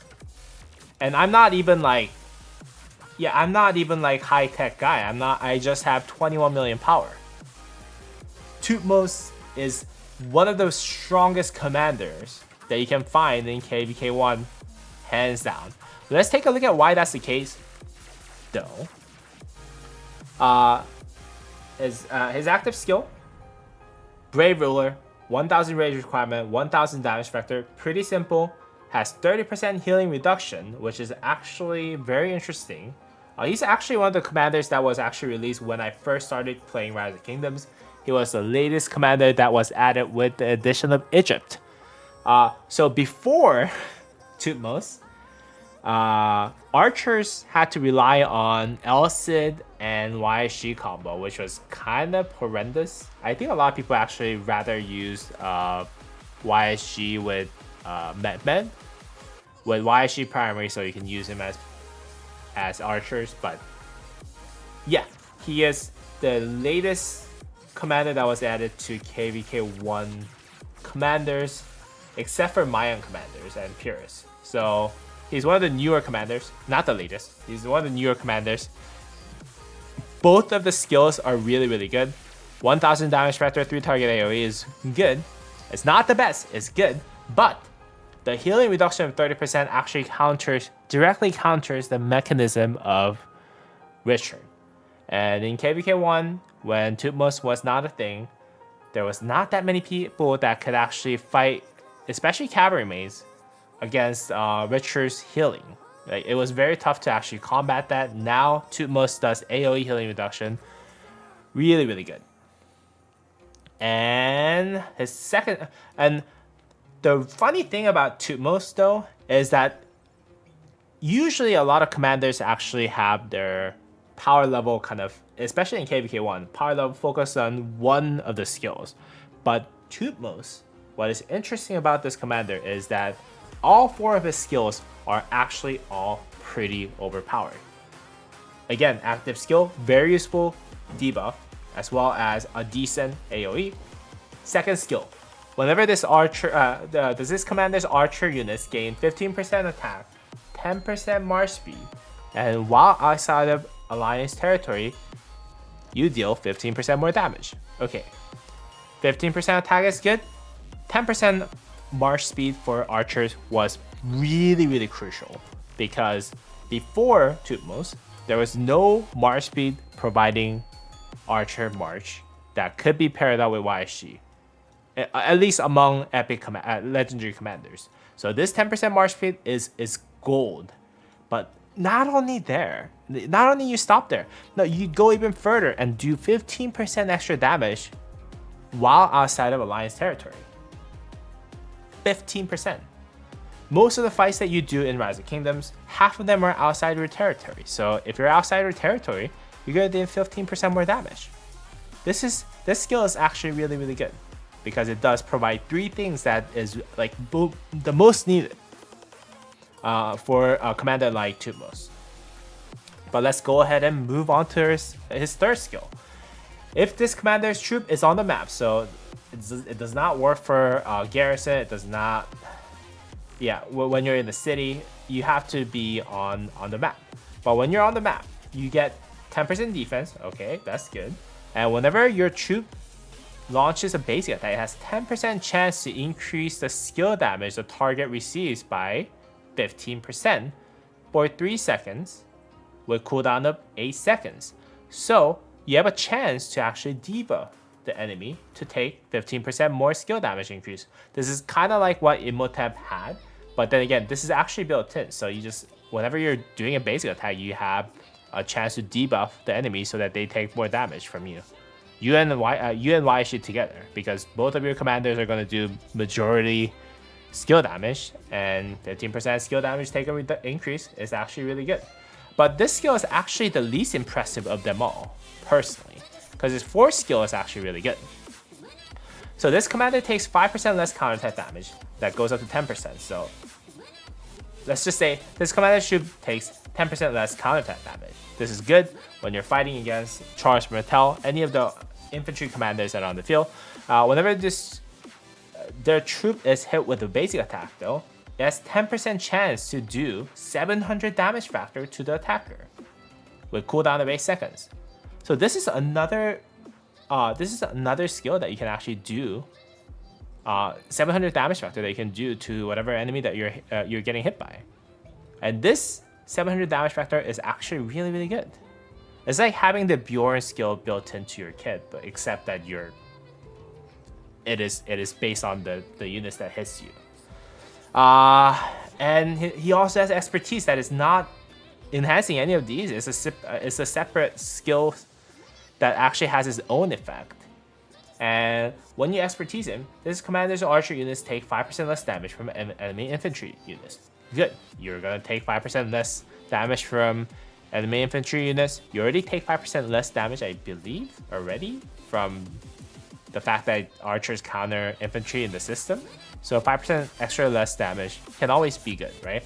And whenever your troop uses an active skill, it has 30%, it gains 30% bonus to normal damage dealt for 30 seconds. Okay, cooldown of 8 seconds. Whenever you use an active skill, guess what? You do more normal damage. So, good. Everything on his kid is just screaming that he is good.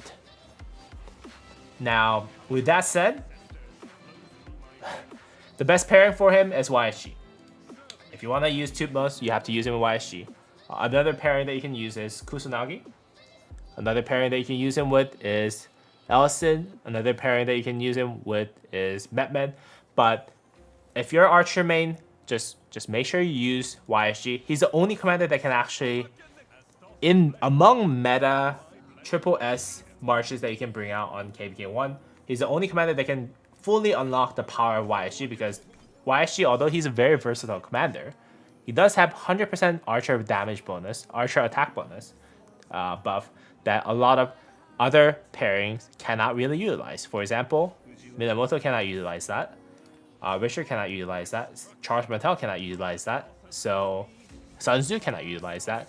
Only Tutmos, among his most commonly used pairs, can actually utilize that buff because he's an archer. So I would say Tutmos YSG is the best.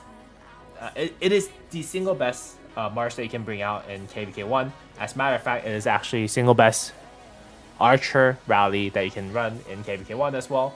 So a really, really good commander. I would say this guy, Tutmos, my man, deserves a SS tier. Although he is a gold key commander. Very, very strong commander, I would say. And you can use him with Kusanagi. Yeah, until you get YSG, I did use him with Kusanagi and it was fine. But YSG, best YSG pairing, hands down. You don't need to say anything more. If he is the best YSG pairing, it's GG right there. And speaking of which, we have YSG over here. Lee Sung-ge, to be exact on his pronunciation, because he is the god of KvK1. He's the god, the one and only god of KvK1. Why? Because of his active skill. His active skill, which does 1700 damage factor, but when expertise, this becomes something what we call a circular AoE. That means that this is the first and the only AoE damage that you'll be able to find in KvK1 that does not only 5 target AoE with 1700 damage factor, but also it does a circular AoE so that it is very easy for you to hit enemies that are surrounding you. And that is the bread and butter of YSG. But no, YSG's kit does not stop there. YSG's second skill. Whenever you launch a basic attack, it has 10% chance to gain 100 extra rage. The second part, so this is already good by this first part, by the way. 10% chance to gain 100 extra rage. Every word on that sentence is really, really good. But also, it has 10% chance to gain 100% bonus to archer attack for 3 seconds. 100% bonus. So if you can actually time this along with YSG's expertise, the active skill, this does a massive, massive damage. Massive damage. And I know that you don't get to choose that, but like, it is a pretty sick skill. Now, the third skill is the least, what do you call it? The least impressive of his kit. whenever you're serving as the city garrison, you get 10% attack. Watchtower gets 10% attack. This is the only trash skill that is among his kids. His 4 skill, this commander troop deals 50% more skill damage. Oh, by the way, when you actually enter KvK3 or Season of Conquest, guess what? You still use YSG. You still use 이성계. Just because of this skill. Because there isn't a single archer commander that still buffs more than 50% of the skill damage in the game.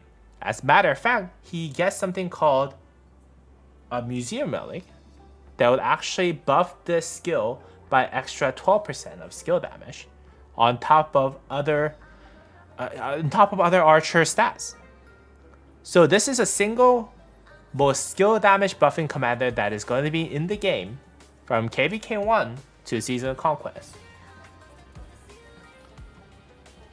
And personally, if you're an archer main, guys, if you're an archer main, what I suggest for you is that you actually don't get rid of YSG. You don't swap him away to Zhuge Liang or any other archer commander. No. You build Tutmos, Expertise Tutmos, and swap him away to Qin Shi Huang, because guess what? Qin Shi Huang, which is the god of Rise of Kingdoms, he's the best commander that is available for you in Rise of Kingdoms. The best pairing for him is actually YSG, 이성계, because the one thing that he misses, one thing that Qin Shi Huang misses right now is skill damage buff. He has everything in his kit but skill damage buff in his kit. So yeah, I would personally say if you want to perform as good as you did in KvK1, 2, 3 with your YSG and your archer main, guess what? I don't think you should swap YSG away. I think it's generally a bad choice. Even if you don't have other commanders that you can actually swap, just keep him, relic him, use him with Qin Shi Huang. Is what I recommend. But speaking of KvK1, because this is actually just about KvK1 right now, the best pairing for him is Tutmos. Use Tutmos as primary and then use YSG as secondary, or vice versa is fine. If you want to use skill tree for the extra rage generation, that's also fine as well. Most people do use YSG as secondary though, so Tutmos YSG is the most common way to use YSG, the best way to use YSG. But YSG does not stop there. YSG actually can be used as a cavalry commander too. So if you're a cavalry main, you should be using YSG as Minamoto primary, YSG secondary. Because guess what? Except for this skill right here that gives 100% archer attack bonus, everything else is actually usable as cavalry user, right? So to utilize the one and only god of KvK1, you have to pair him up with your cavalry commander, best cavalry commander you can find in KvK1, which is Minamoto. So yeah, if you're cavalry main, use Minamoto YSG. If you're infantry main, use Charles Martel YSG, because Charles Martel actually gives you the extra 30% buff. Or you can actually use him with Richard too. That would give him a little more tankiness, because Richard does heal himself and sustainability. But I would personally say Charles Martel is a better use with him. You can also pair him up with Sun Tzu. Sun Tzu has also 20% extra skill damage buff that we just showed you. And you can actually use YSG as primary and then Mehmet as secondary to get the AoE conic shape damage, as well as 20% skill damage buff from Mehmet too. Like, your possibility with YSG is endless. So YSG, make sure, and KvK1, I've said this before, KvK1 is really about, and your performance in KvK1 is really just about how you can maximize your usage out of YSG. If you were to simply put the KvK1 in a single sentence, KvK1 is about how you can utilize your YSG the best. Your performance will depend solely on how you can use him. It is absolutely crazy how strong he is. And again, this commander was with us from the very beginning of time for Rise of Kingdoms, and he's still with us in Season of Conquest, with commanders now being released with 3000 damage factor, guys. This commander is that strong. So make sure you use YSG. No other commander matters more than YSG in Rise of Kingdoms for KvK1. Alright. Okay, so that's YSG. Mehmed. Mehmed is a very interesting commander. He is basically YSG 0.5. He's YSG 0.5. So let's take a look at this kid. So Mehmed, his active skill is also an expertise skill. So I'm gonna go ahead and read off of the expertise skill. 1000 rage requirement. You do 1350 damage factor, which is actually the highest, one of the highest that you can find as an AoE damage in KvK1. Only after YSG, I believe. Up to 5 different targets in a fan is really good too. Each additional target reduces the damage, which is fine. And if the target is a city or watchtower, a city garrison or watchtower, the skill does extra damage of 800 damage factor, and it has a chance to deal additional damage of 500 damage factor. Okay, what does that mean? So if you're attacking a city garrison or watchtower, your AoE for Mehmed could deal up to 2150 plus 500 damage factor, so 2650 damage factor total. But 50% chance, if you divide that by 250 plus 1350 is 1600. So you have in average 2400 damage factor with his active skill. This part, a lot of you actually do not know this, but if you're rallying a city with Mehmed, yeah, if you have an expertise, you should probably rally city with Mehmed, because this does so much more damage. But a lot of people don't realize it just because of the fact that, you know, you don't really rally cities that often in Rise of Kingdoms, right? There's only a few chances that you can actually do this, and chances are that you're not going to have Mehmed expertise. You're going to be too busy focusing on other commanders like YSG. But if you use him for that, he's going to be on steroid for city rallies. Second skill, 20% attack, 20% skill damage. Very straightforward. Let's move on. Third skill, again, whenever this commander's troop launches a basic attack against the city, it has 10% chance to deal extra, 1000 damage factor to the city's garrison. So on top of 2400 damage factor in average that you can do with his AoE / active skill, he also has 1000 extra damage factor that you can do to city's garrison. So even if you don't have an expertise, if you're rallying city, you have Mehmed built up like me, you might be able to actually rally a city with his kit, because his kit is really built for city rallying at the end of the day.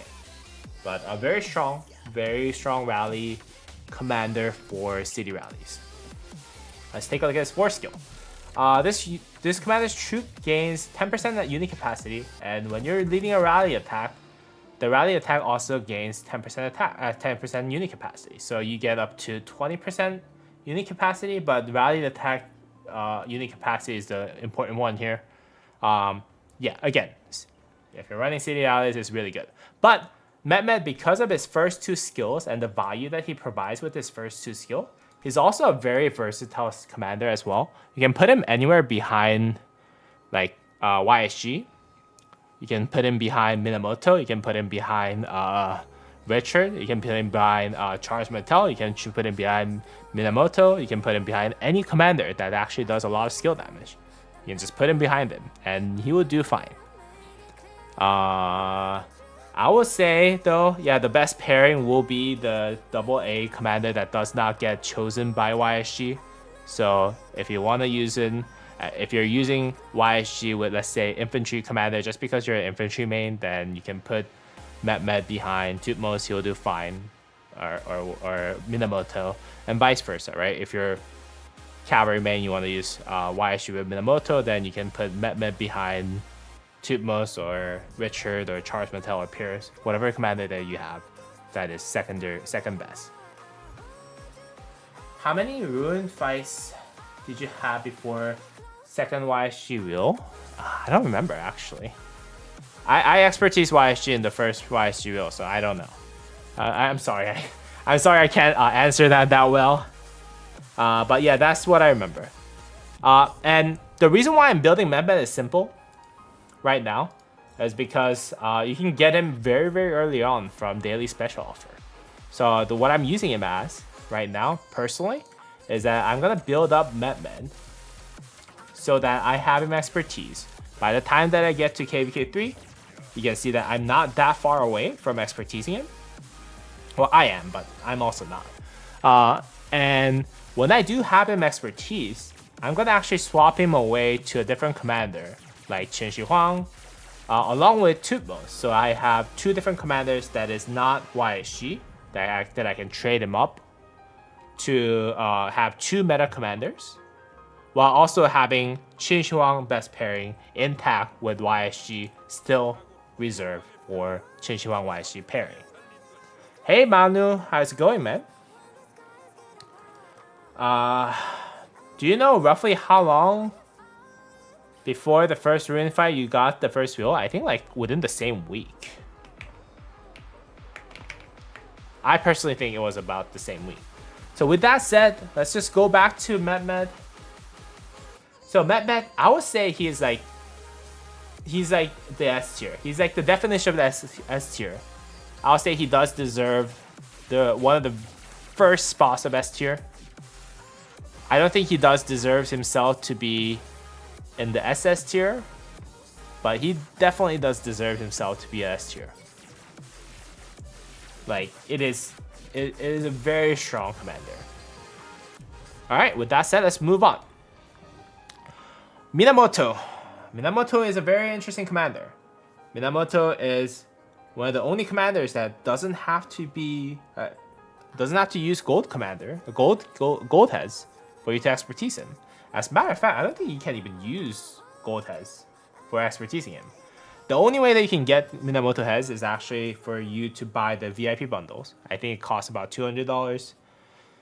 And you can get a Minamoto expertise. And with that, when you expertise him, he has some very interesting skill set. Let's take a look at his kit. First skill, or expertise skill.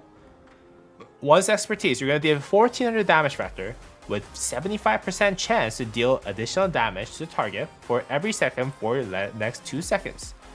So this skill right here has a potential to do 2800 damage factor, 2600 damage factor with expertise to a single target, right? 600 damage factor for every second for 2 seconds, that's 1200 damage factor, added up to 1400 damage factor, 2600 damage factor to a single target in KvK1, not even KvK1. As soon as you start the game, 2600 damage factor, guys. That is insane. We're just reviewing commanders today. Yeah, most likely for KvK1, like I've been talking for the last hour and 47 minutes, and we are halfway there. So we're gonna try to fast forward this as much as possible. Most likely, I'll only be able to talk about commanders today. I do apologize if you're here for other things, but that's what I'm focusing on for today. All right, so yeah, 2600 damage factor chance. 75% chance is pretty high. Although when you use him, the bad part about the second part is that it doesn't really feel like 75% chance. It feels like 50% chance. Like, let's be honest here. All the Minamoto users, do you really feel like this is 75% chance? No, it feels like 50%. So I don't know. I think this is a bit of a scam skill. I mean, I use the heck out of my Minamoto in my main account, guys. I mean, I was a T5 user in KvK1, and I was like, Minamoto YSG, that's it. I'm gonna kill everyone, and I did. But 75% chance, it's supposed to work 75% of the time, but in reality, it's more like 50%. All right, let's move on to second skill. 10% march speed is good, 20% attack is good. Very, very good skill. Stat stick, but then again, very essential skills to have. 10% march speed on cavalry is very, very important. 20% attack on cavalry is also important. So let's move on. And he also does a lot of damage, a lot of extra damage to barbarians too. So 50% extra damage to barbarians is actually really crucial, especially earlier on. So you can just rally force all day. Even non-cavalry users would rally force with Minamoto just because of this skill, as well as the fact that he does a lot of single target damage. It is what it is. Very strong skill for Barbie.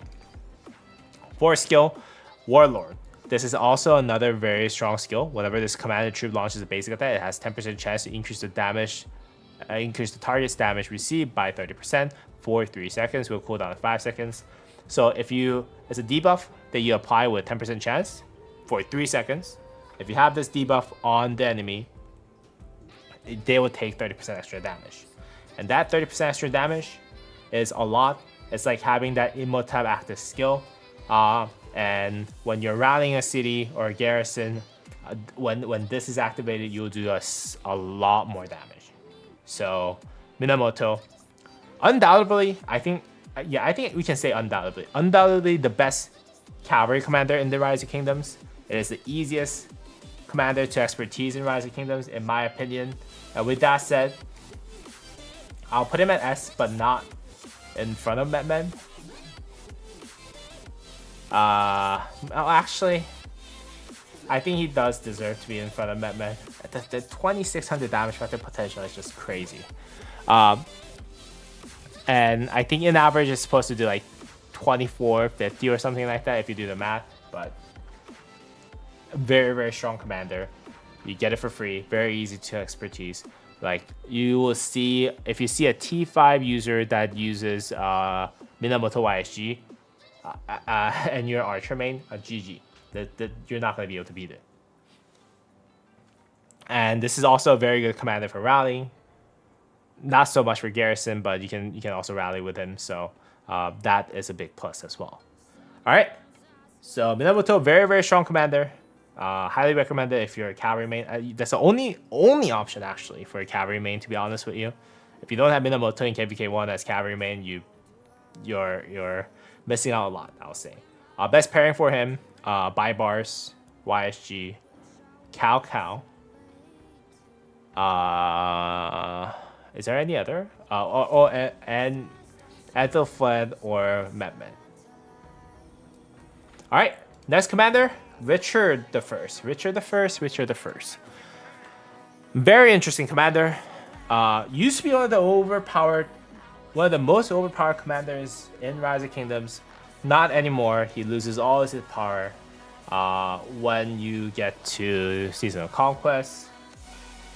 But in KvK1 and KvK1 alone, he is a really strong commander because of the fact that he does self-healing and damage reduction debuff with his active skill. But let's just go ahead and take a look at this kid. His active skill. This commander recovers a portion of his slightly wounded units, 1400 damage factor. For the next 2 seconds, up to 5 enemy troops in a fan deals 30% less damage and lose 15% march speed. So you not only heal yourself, but also reduces the march speed of people in front of you and also make them do less damage. Overall, very, very powerful skill. Healing 1400 damage factor may not sound like a lot when you're looking at like 2600 damage factor from potential from Minamoto, but yeah, this is a lot because he has another skill that buffs it up a lot. But let's just go ahead and look at it one by one. Second skill, very powerful skill, by the way. Chivalry. This commander's troop deals 15% more counterattack damage and take 10% less damage. 10% less damage itself is crazy, but he also deals 15% extra counterattack damage. if you're swarming, if you're surrounding a Richard, a really well built Richard, and you're trying to do damage to them, but because he has so much damage reduction built in with his active skill and his second skill, on top of the fact that he has counterattack damage built in, some of the best built Richard the First in KvK1s will frustrate a lot of people. The only way that you can counter Richard the First is actually by using Tutmosis healing reduction, or in KvK2, use Saladin's active skill. So, a very strong skill just because of the damage reduction and counter-attack damage. Overall, very, very powerful kit. Now, third skill, Lionheart, 15% attack, 52% bonus. You can never go wrong with stats. Both of them are really crucial, so let's move on. Fourth skill, Battle Hardened, which will give you 30% healing bonus, and damage reduction against watchtowers is actually basically non-existent, but 30% healing bonus. So this skill right here will actually not heal for 1400 damage factor, but instead 1820 damage factor. That healing amount, you guys would have to see. If you have seen an expertise Richard, he heals so much. He is so much that most of the damage that you have dealt is actually healed up. Is how we feel, especially as a cavalry main. So a very, very powerful commander with very, very powerful skill for KvK1. Let's move on. Fourth skill, expertise skill. This commander's troop takes 5% less damage. Okay, so this commander, when expertise, actually have 20% damage reduction built in on top of 30% damage reduction debuff that you afflict to the enemy. That is insane. And infantry units in their troop deals 2% more damage to cavalry units. Whenever this troop launches a basic attack, it reduces target's march speed by 50% for 5 seconds with cooldown of 10 seconds. Everything else is good, but that 5% less damage taken is the main. Very powerful commander initially when he was first around. Now, unfortunately, a lot of good, better commanders have come out ever since Richard was released. And because he is now power crept out of the meta completely, what I do suggest for most people is to get Richard 5-1-1-1, or if you want to go really, really far, 5-5-1-1, and use him for the KvK1, and use him for barbarian farming eventually when you enter Season of Conquest. When you have 5-1-1-1 Richard, I have 5-1-1-1 Richard in my main too. I think 5-5-1-1 because I had Richard for a long time. I got it from this event, that event. So 5-5-1-1, and he's a great commander when you're actually trying to AoE farm barbs. In KvK1 though, he is really strong, so just use him.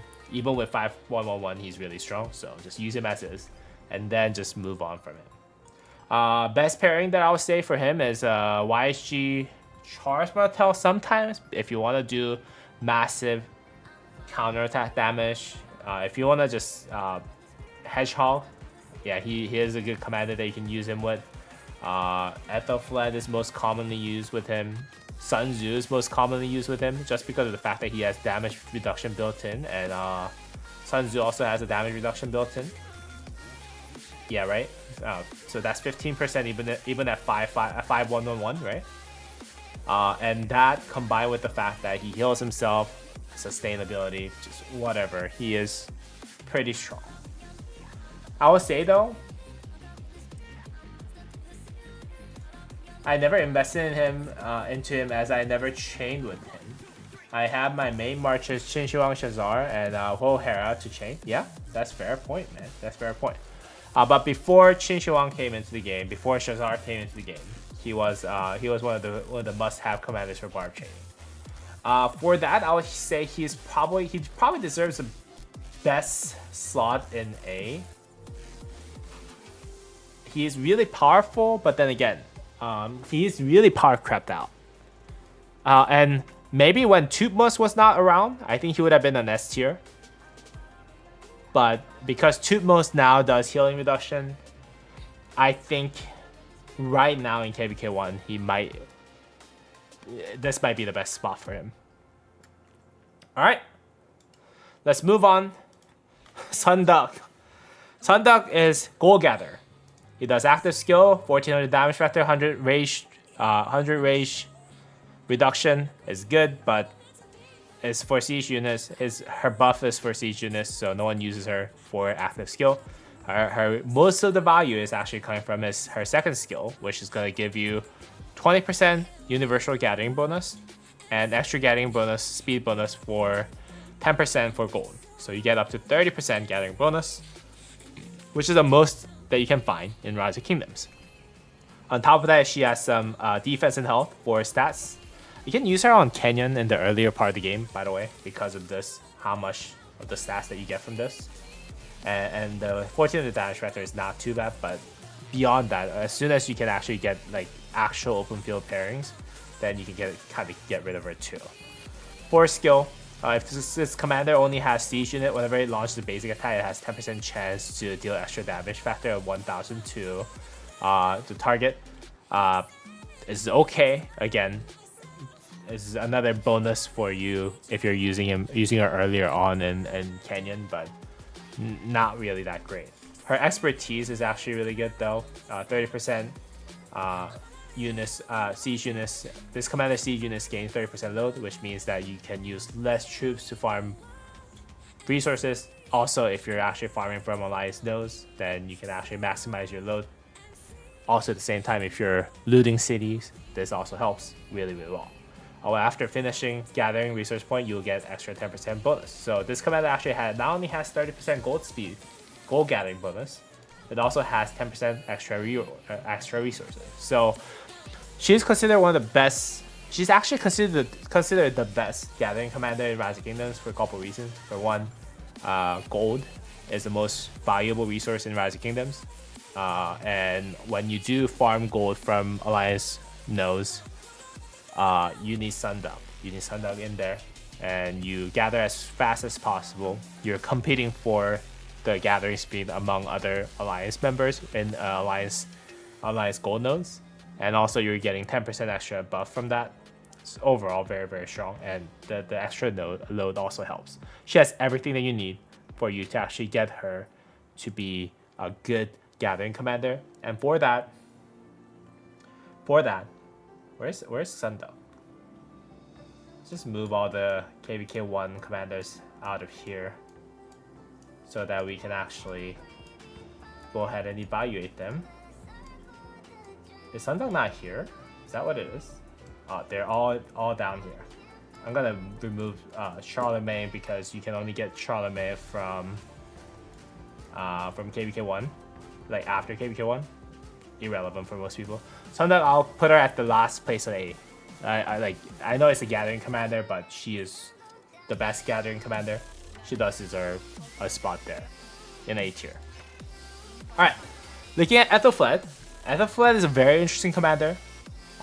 She has 5 target AoE that does 800 damage factor, and you're looking at me like, oh well, 800 damage factor is a lot less than 1700 damage factor of Richard, the YSG. Guess what? This does not get reduced by number of units that he hits. So it's kind of like Sun Tzu's active skill, but without the additional damage factor that he has. So that's why a lot of people use Ethelfled. Also, she is very easy for you to expertise her. You can just do scenario battles and you can basically get target heads. So very strong. And also at the same time, she does a lot of debuffs. I mean, a lot of debuff.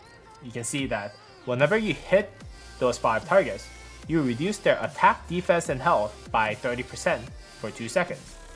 That is 90% total stats debuff right there. And heck, like if you look at my Tutmos on the field, let's take a look at the buffs total amount of buff that I have, right? What do I have here?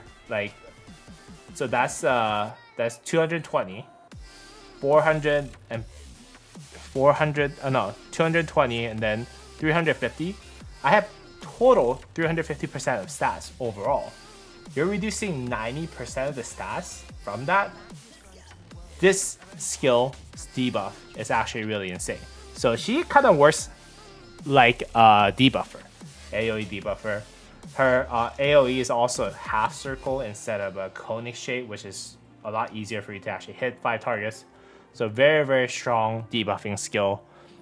The fact that it has non-reducing 800 damage factor is also pretty good. So yeah, Ethelflaed, very useful commander, especially when you can get her for free. Second skill. This commander's troop takes 20% less counterattack damage. And then whenever this troop launches a basic attack, it has 10% chance to reduce the march speed of cavalry by 50% or other troops by 30%. So whenever you're attacking something, guess what? It is very hard for you to actually run away, because if you're cavalry, you're reduced by 50% in terms of march speed. Otherwise, you're reduced by march speed for 30%. So if you have, let's say, Minamoto Ethelflaed, and you're running and attacking something, most likely you're gonna actually take a lot of damage from the fact that you can't run away from it. So basically, single target slow. Third skill, synergy. This commander's troop deals 35% damage, extra damage to barbarians, which is good. Both primary and secondary commanders gain 35% extra bonus, EXP bonus, which is good. You can use her for barbarian farming and you get extra EXP. Very simple, very good. If this commander is leading a rally attack, I don't recommend this, by the way, so don't do it. You get 10% unit capacity. If this commander's troop contains at least 3 different unit types, you get 20% attack. You're not gonna rally with an Ethelflaed whatsoever, so does not matter the skill. Let's move on. This commander's troop deals 20% more damage to any enemy troop that has been slowed. Okay, this kind of synergizes well with this skill right here. Whenever you're attacking something, the enemy that you're attacking is going to take 20% more damage. Okay, pretty fair. Overall though, I would say like Ethelflaed is like the definition of a very, very strong B tier commander. She's good, she's versatile, you can use her with practically anything. I would personally use her with Tutmos, Minamoto, Sun Tzu, Mehmed, Richard, Bjorn, Pyrrhus, or Charles Martel, among them all, but overall she's a very strong commander, and I don't think there's anyone who's going to deny that. So yeah. But because the only problem with her is that like she does a lot of debuff, but she doesn't have as much damage as we want her to have, right? Her skills kind of play on their own. They don't kind of synergize well with one another, so that's the only bad part about her kit. Although ironically, one of her skills is called synergy. But yeah, they don't really go well with one another, so that's the unfortunate part about it. But overall, pretty strong debuffer that does damage, basically. Alright. Next commander, Ishida Mitsunari. And he is a food gathering commander. You get 30% bonus with food. And you really don't have anything else. You get the load bonus up to 50%, which is nice. He does have like attack bonus and rage gain speed bonus of 30% on active skill, and his fourth skill has 15% skill health bonus, as well as 15% skill damage bonus if you're using it as secondary. And then when you launch a basic attack, you get 10% chance to heal yourself for 500 healing factor. The only skills that matters are second skill and the third skill. He has the most amount of food gathering speed in the game, I believe. Maybe with the addition of Pippin and Kashmir might actually change that, but before that was what he was used for. And his load 50% bonus is actually pretty nice. So that's what he's used for. Although I will say he is the worst of the of the Gathering Commander, so I'll give him a C tier. He's worst of the 3 Gathering Commanders that we have of legendary, so it is what it is. In KvK2 5551 Saladin Ethelfled, you get great reports. Yeah, that's what I use also every now and then.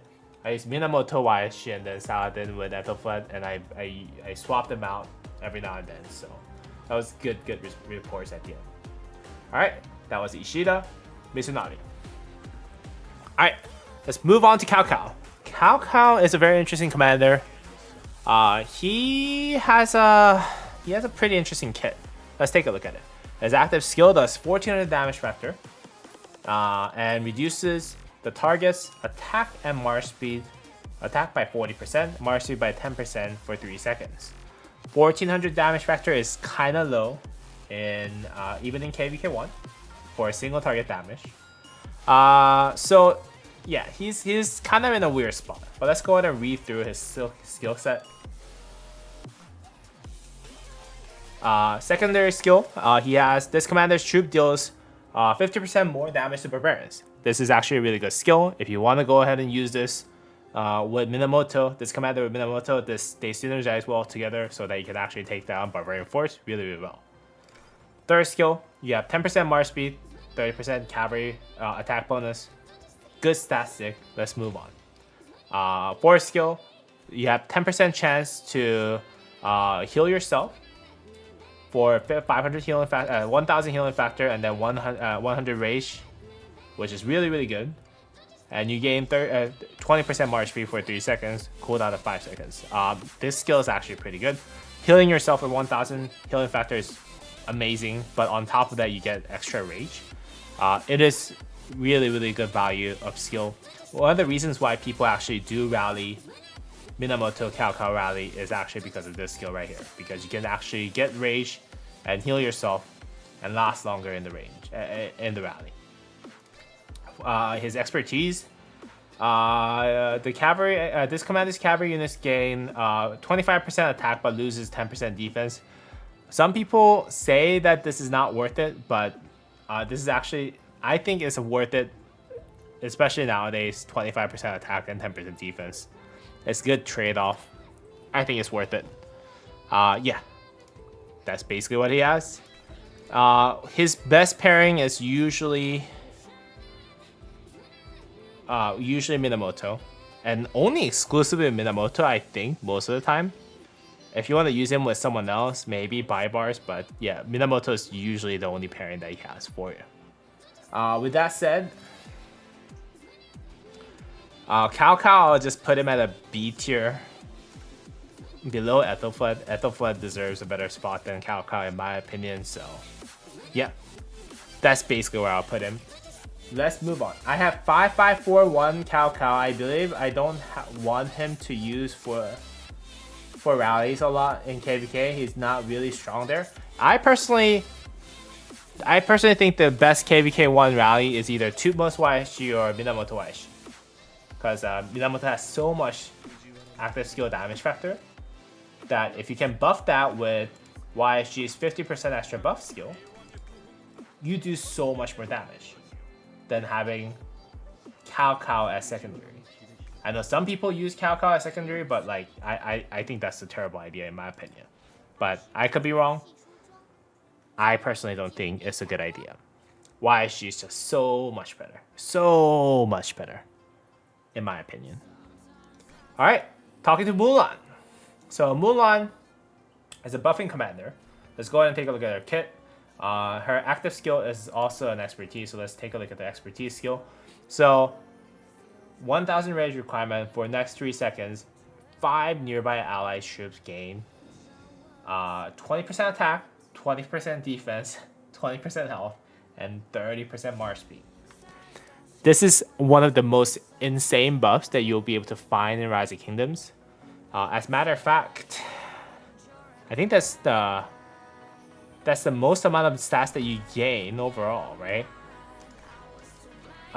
Trajan, I think, gives a little bit of rage, but I don't think it does give it as much of stats. So yeah, that's one of the most powerful buffs that you'll be able to find in Rise of Kingdoms. The fact that you also get extra march speed is also really cool. But she does have limited usages because her expertise and / active skill is the only. It kind of plays on its own. Other commanders, like other skills that she has, does not really go well together with the buffing. It doesn't really help her buff better, I would say. So the most common use of Mulan is simple, is when you're trying to swarm a path. Even in Season of Conquest KvKs, like you buff your allies with Mulan stats as well as Trajan or Joan of Arc buff. So she's one of those commanders. Secondary skill. If this commander's troop is surrounded, their troop takes 5% less damage. And then whenever your troop is hit with a basic attack, you have 20% chance to reduce the attacker's rage by 100. It's a tanking thing. If you pair her up with Trajan, this can be used really well because Trajan has a really tanky stat skill. So that's what that is for. Not bad, but not the best skill, I would say. Have you done a best skill for Siege of Orleans video? No, I haven't. Maybe I should actually try to make that video when we are in Siege of Alliance.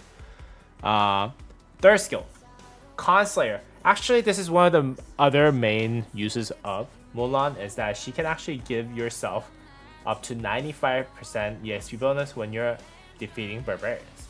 This is actually 25% more than whatever you can get from her epic counterpart of Lohar. So if you can somehow get all of your skills land on your third skill, she has a really good usage of being one of the best barbarian partner in the game. But she doesn't have as much sustain as Lohar does, so she's a buffer that basically provides you EXP bonus, is the way that you can take her. Fourth skill, One of a Kind General. This commander's troop gains 20% attack. If this commander is serving as secondary commander, whenever you use an active skill, it increases the target's damage by 20%. The target's damage received by 20%. So it's a debuff. It's okay. It's not bad. But again, they don't really synergize like well together for Mulan. She's a good buffer. The EXP bonus is kind of like out of blue. So I'll say she does deserve a spot in B, but just in B. Nothing more. Alright, let's try to speed this up a little bit. Charles Martel. Oh boy. Charles Martel is one of the most commonly used infantry commanders in Rise of Kingdoms for KvK1. Let's go ahead and take a look at his kit. Active skill, Shield of Francia, gives you 1200 damage factor shield. Also at the same time, give yourself a 30% damage bonus buff along with it.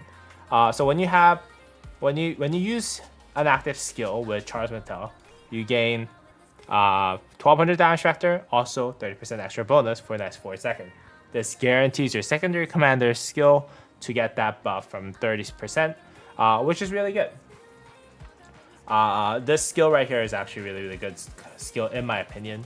It also helps, especially when you're garrisoning something, because when you're garrisoning something, you have a lot more troops in your garrison than normal. So if you buff up the damage bonus and then you do a massive AoE with something like YSG to surrounding troops, then you can kill a lot of troops. And yeah, that's basically it. Let's move on. Second skill, which is also expertise skill, which will give you 20% defense, 20% health, and 20% march speed. March speed is good, but then again, only capable when you actually do expertise him, which is very hard to do in KvK1. 20% attack and defense and health though, very strong buff. One of the best buff that you will be able to find in Rise of Kingdoms if you do expertise it in KvK1. So yeah, very strong skill. Third skill, if this commander is serving as your city's garrison commander, so city garrison only, not the best, but you get 10% march speed, 10% watchtower defense bonus, and then 10% garrison attack bonus. Fourth attack. This is actually the bread and butter of Charles Martel. This commander troop deals 30% more counterattack damage. Very simple, but in Rise of Kingdoms, counterattack damage is the only damage that actually can scale infinitely in Rise of Kingdoms. What does that mean? Let's say you have one unit that is targeting you, someone's attacking you, and you do 200 damage factor of counterattack damage to them, because counterattack damage is actually it's actually the basic attack damage that you deal, but it's buffed by normal attack, counterattack damage buff, right? You do 260 damage factor back to the enemy, but let's say 10 things are swarming you. Guess what? You're doing 2600 damage factor in a single turn, in a single second, to enemies that are attacking you.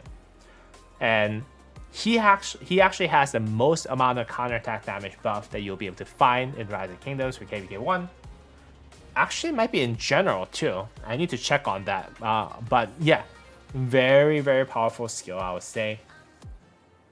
And yeah, this actually makes it very, very difficult for you to actually attack him, swarm him if he's garrisoning. When you're attacking him on the field, like with something like cavalry, you take a lot of white damage just because of the fact that you get a lot of counterattack damage from him. So yeah, very strong skill, very unique skill, I would say. And yeah, that's Charles Martel. And Charles Martel, best use of him, best pairing is YSG in my opinion on the field as well as on garrison. The second best pairing I think is Sun Tzu, because Sun Tzu has a lot of AoE skill that does not get reduced by the number of units that you hit, and also if that's buffed by extra 30%, it does insane amount of damage. Also at the same time, it provides that security damage shielding that would actually protect Sun Tzu or YSG off of the enemy at the end of the day. You can use him with Richard to do a lot of counterattack damage while taking less damage. It's a weird combo. That's also a possibility. You can also use with Epic Scipio Africanus, so that you do a lot of all damage on top of counterattack damage on top of all damage, and it is insane. But it is designed to make sure that you take less damage and do a lot of white damage, and apparently that works in KvK1. So that is what Charles Martel is for. And Charles Martel, I believe, deserves the last spot for S. No, I'll say he's the first spot for S. I was going to put him at SS, but S tier. I think he deserves S tier. He's the best and only garrison that you can use him in KvK1. And even for that, SS consideration is good for him, but in reality, yeah, Charles Martel, it does not have AoE, so that's the only bad part. It doesn't have a damage factor that does damage, so that's the only bad part about him. But outside of that, he is awesome commander. All right, let's move on to Julius Caesar. His active skill gives himself. Let's take a look at it from the expertise. 1000 rage requirement. You deal 400 damage to the enemy, and then for the next 5 seconds you get 20% attack, 20% defense, and 30% more damage. Okay, a lot of buffs, but then again, no damage factor whatsoever. And the active skill buffs are good, but then again, you're doing it only to yourself, unlike other commanders that buffs others. So not the best skill in the game, I'll say. Let's move on. All right, second skill, Divine Julius. He takes 10% less damage, and then if you have less than 60% units, you have whenever you're using a basic attack, whenever you're hit with a basic attack, you have 10% chance to reduce the damage received by extra 30%. So this makes him really, really tanky. Some people use him for city garrison or potentially rally long time ago, but nowadays when everyone realized that he's not really that good, they stopped using him because the damage reduction is good, but then again, you don't really do that much damage. Also, this has a cooldown, so it's a good skill, but the fact that it's on Julius Caesar is what's making it kind of bad. Alright, let's go ahead and look at the third skill.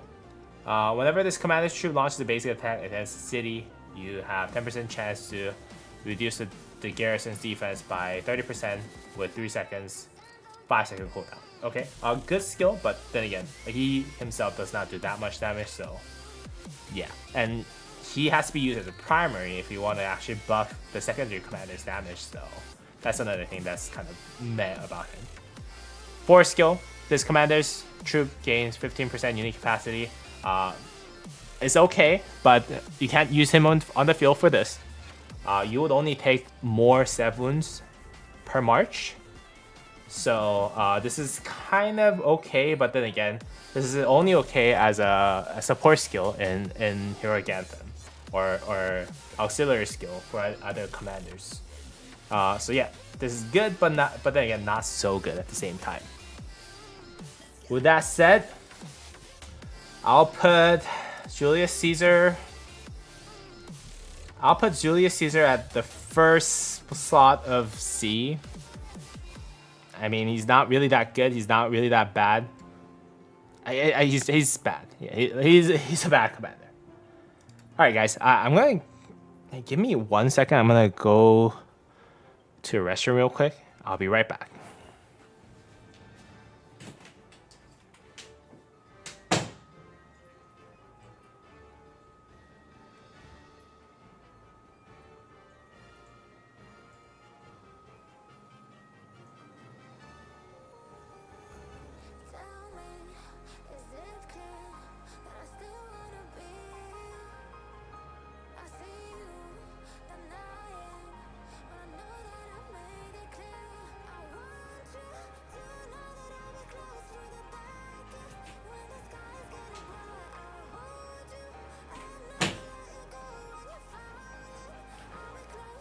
All right, where were we? I'm gonna restart the recording. Okay. So, Julius Caesar, not good. Let's move on. Frederick is a very interesting commander. Let's take a look at it.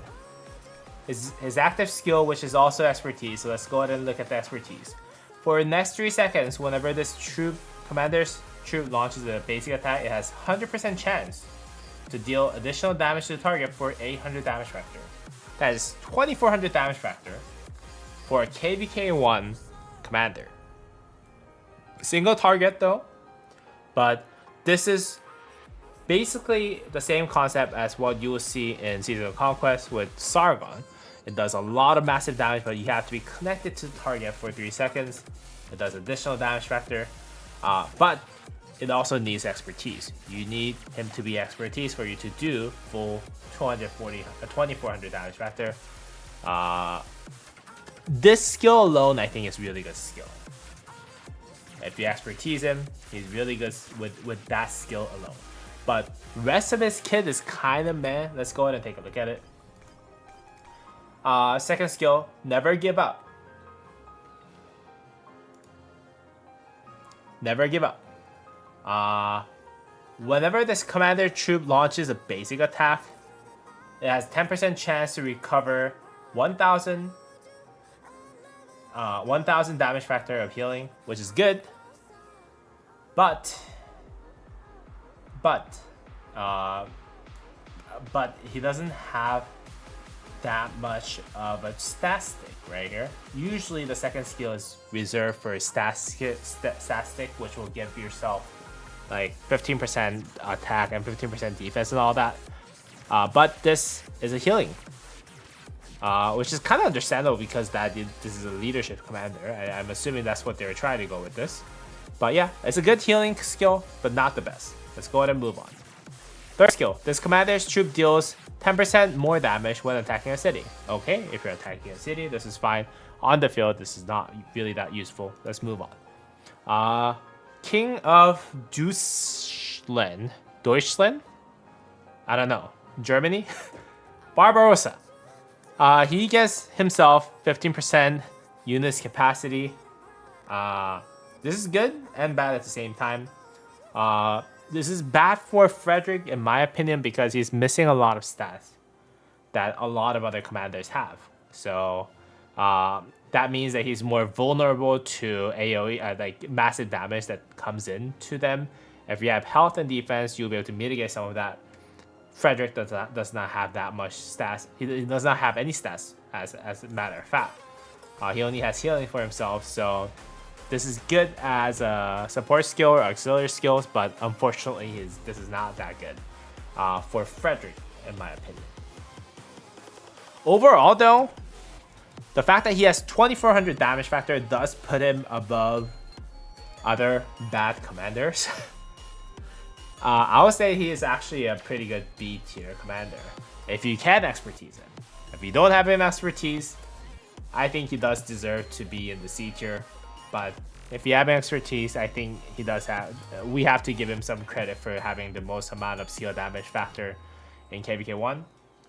Obviously, Minamoto does have a potential to do more, but then again, this is a guaranteed 2400 damage factor if you're hitting the target. So I'll say just the end of the B tier is where he deserves at the end of the day. All right, moving on to Elsid. Elsid, very interesting commander. 1000 damage factor for a single target. For the next 1 second, the target cannot launch basic attack or use active skill. So kind of like a silence, but then again, it doesn't really say it's a silence. So it's like a disarm effect. I think this is the only commander that has this effect, in my opinion, that's not a silence. But 1000 damage factor is kind of mid or kind of low, to be honest, for a single target damage factor. I mean, we were just talking about 2400 damage factor with Frederick, right? So 1000 damage factor is kind of mean. Meh. But Elsid is actually acquirable a lot from Mighty's Governor event that does run through KvK1, so it's easier to max. I guess it's a little bit better for him. Let's go ahead and take a look at his second skill. Whenever this commander's troop launches a basic attack, it has 10% chance to deal extra damage factor to the target with 1000 damage factor with cooldown of 5 seconds. Okay, so this Gonzalo has disarm too. Oh, okay. I did not recall that. My apologies. So this is where he kind of replenishes some of the damage factor that he's missing from his active skill, right? So this, he has another 1000 damage factor that he can do in average for 10-second cooldown, 10-second damage window. The 5-second cooldown is a little bummer though. That means that the average 10-second damage cycle DPS for this is going to get reduced down to 600 something. But either way, this does kind of make up for the fact that his active skill is kind of meh. Let's go ahead and move on. Guardian of Valencia. He has 20% defense, which is good. 15% march speed. 15% march speed is actually one of the reasons why a lot of people like to use him, because he does have the most amount of archer march speed, in my opinion. But yeah, he doesn't do AoE, so that's kind of a bummer. But yeah, that extra 5% march speed kind of puts yourself a step forward before everyone else. So that's a really good skill in my opinion overall. Fourth skill, if this commander's troop has less than 50% of the units remaining, it deals 25% more damage and 25% more march speed.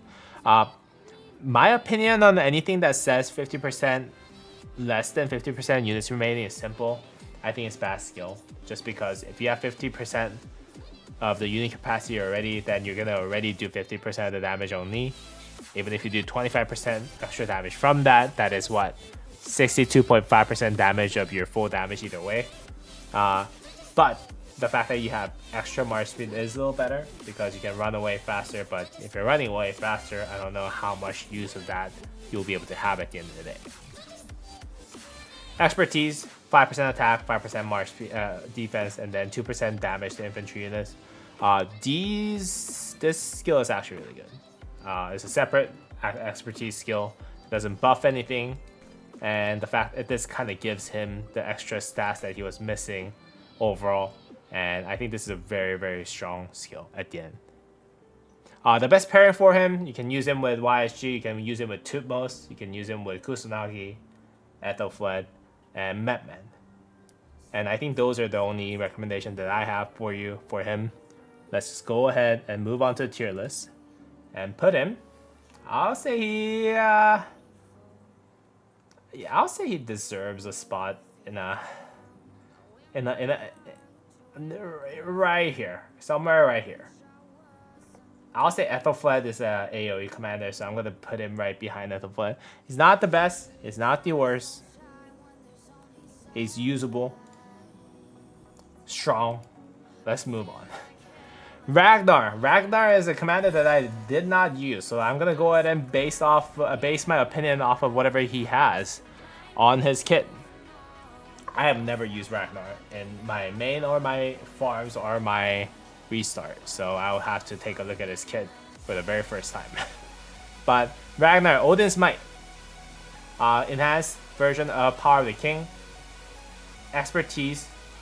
This commander's troop deals 40% more damage and takes 20% less damage for 5 seconds. Okay, 40% more damage and 20% less damage. Sounds pretty good. Isn't that just a better version of what Scipio Aemilianus does? And no, Scipio Africanus does? Yeah, it's a better version of this. Okay, that's pretty good, I would say. 50% more damage, 20% less damage taken for 5 seconds. Actually, that's not bad at all. Let's take a look at the second skill though. This commander's troop gains 20% attack. Whenever their troop launches a basic attack, it has 10% chance to reduce the target's healing received by 40%. Okay, can be used to reduce the healing of Richard. 20% attack is also pretty good. Okay, let's move on. This commander's troop deals 10% more damage when attacking a city. Okay, city rally stuff. Not too bad, not too good. Let's move on. This commander's troop gains 10% extra unit capacity. If this commander is leading a rally attack, their rally army gains 10% unit capacity. Okay, so you get extra unit capacity, rally unit capacity. Can I use him for rally though? No, most likely not, because you have to use a leadership rally then. KvK1, that's not really that good, because you have to use him as primary for you to actually benefit off of that extra 40% damage and 20% less damage taken, right? But if you're using leadership rally, most likely it's not really that good. I would say though the best use of him is on the field with Charles Martel to do a lot of counterattack damage with extra damage bonus and the damage reduction bonus that he gets with active skill. And if you have Scipio Africanus, you can use him and paired up with him, so that you can kind of, do massive counterattack damage overall. I think that's the only way. 60% damage swing is big. If it had any real damage factor, it would be so much better. Yeah, I was like, holy, why is this guy never talked about? But yeah, I see why. He's a leadership, he has to be primary. Kind of like using Philip for primary, right? No one uses Philip for primary. It's a little unfortunate. Yeah, he's a leadership commander. If he was an infantry commander, I think it would have been used a lot more. But with that said, I would say he's above Julius Caesar though. Yeah, he is definitely above Julius Caesar, but not really out of C tier, I would say. All right, let's go ahead and take a look at Hannibal. Hannibal Barca. So this is a commander that you can get from VIP shop, and you can get him for a lot more than Minamoto, I believe. You need to pay a little more than Minamoto, as far as what I know. But he's a lot worse than Minamoto. So let's go ahead and take a look at this kid. So his active skill, rage requirement 1000. This is an expertise skill too. So let's just go ahead and take a look at his expertise. Deals direct damage to the target troop, 400 damage factor, and deal additional damage to up to 3 enemy troops in a fan for 300 damage factor. So this is a 700 damage factor AoE with extra. No, the 400 damage factor single target with 300 damage factor AoE. Okay. This troop deals additional 24%. Oh wait, the troops hit by this additional damage deals 25% less damage and loses 25% defense for 5 seconds. Okay, so a lot of debuff, and it's like kind of like having Richard AoE debuff, but then again you also reduce their defense. The effect is not too bad, just the damage factor is really low for him to be that relevant, in my opinion. Some people get him, but I think that the damage factor, if it was higher, I think it would have been a lot better. Let's go ahead and look at his second skill though. If this commander troop contains 2 different unit types, it deals 5% extra damage. 3 or more, you get 10% extra damage. So you need to kind of use this commander as a leadership commander, because like you need to mix troops.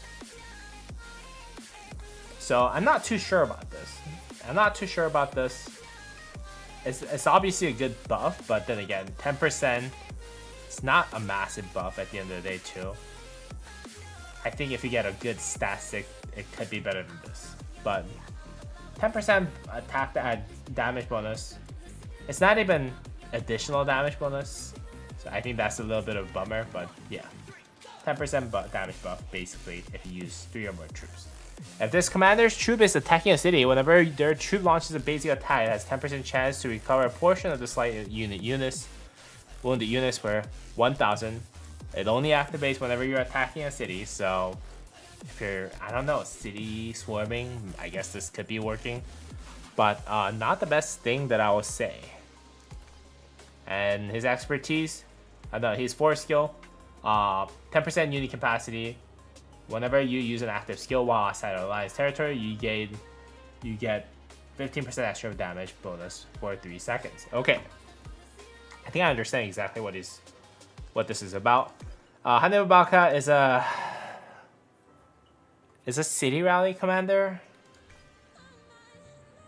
and a mixed rally commander. I would say if you want to use him on the field, use him with Ethelfled. And just throw in as many units as possible, and that's it. Like, because Ethelfled has that extra 20% attack that you can get if you use 3 different units. I do not recommend using him. I do not recommend that you get him. If you want to get him, just get him for that unlock so you can get the Riders of History bonus. But yeah, you can also use him with Mehmed if you want a city rally. He does have a lot of buff that is universal. And then if you are building leadership commander from a very beginning, you can technically use him with Mehmed. Only if you're a Mega Whale. I would say there's a lot of good uses of that $200, $300 that you need to use him for expertise, in my opinion. With that said, let's just go ahead and move on. I would say he deserves a spot right here. Right here. The very top of C tier.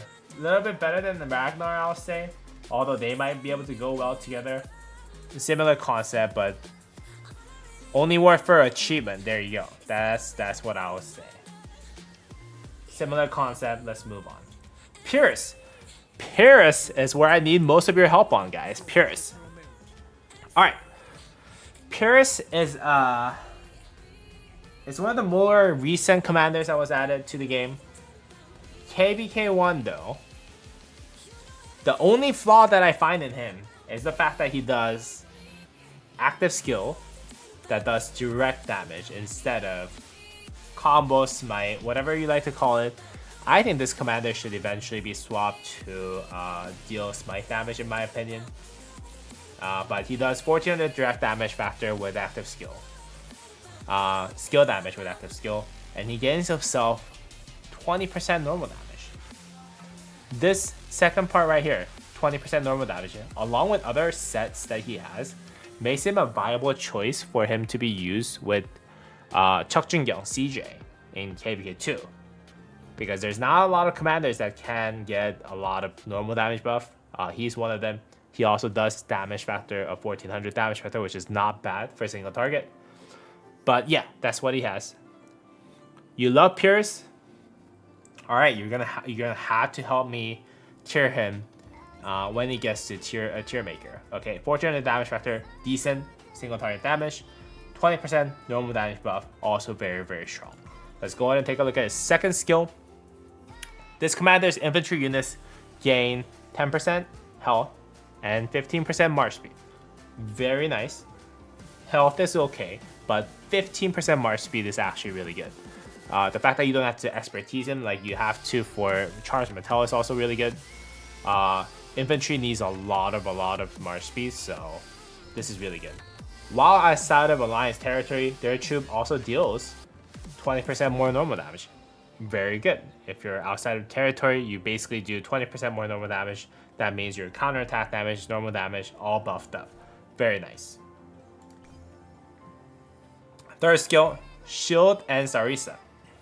If this commander's troop is on the map, infantry gets 20% attack, good.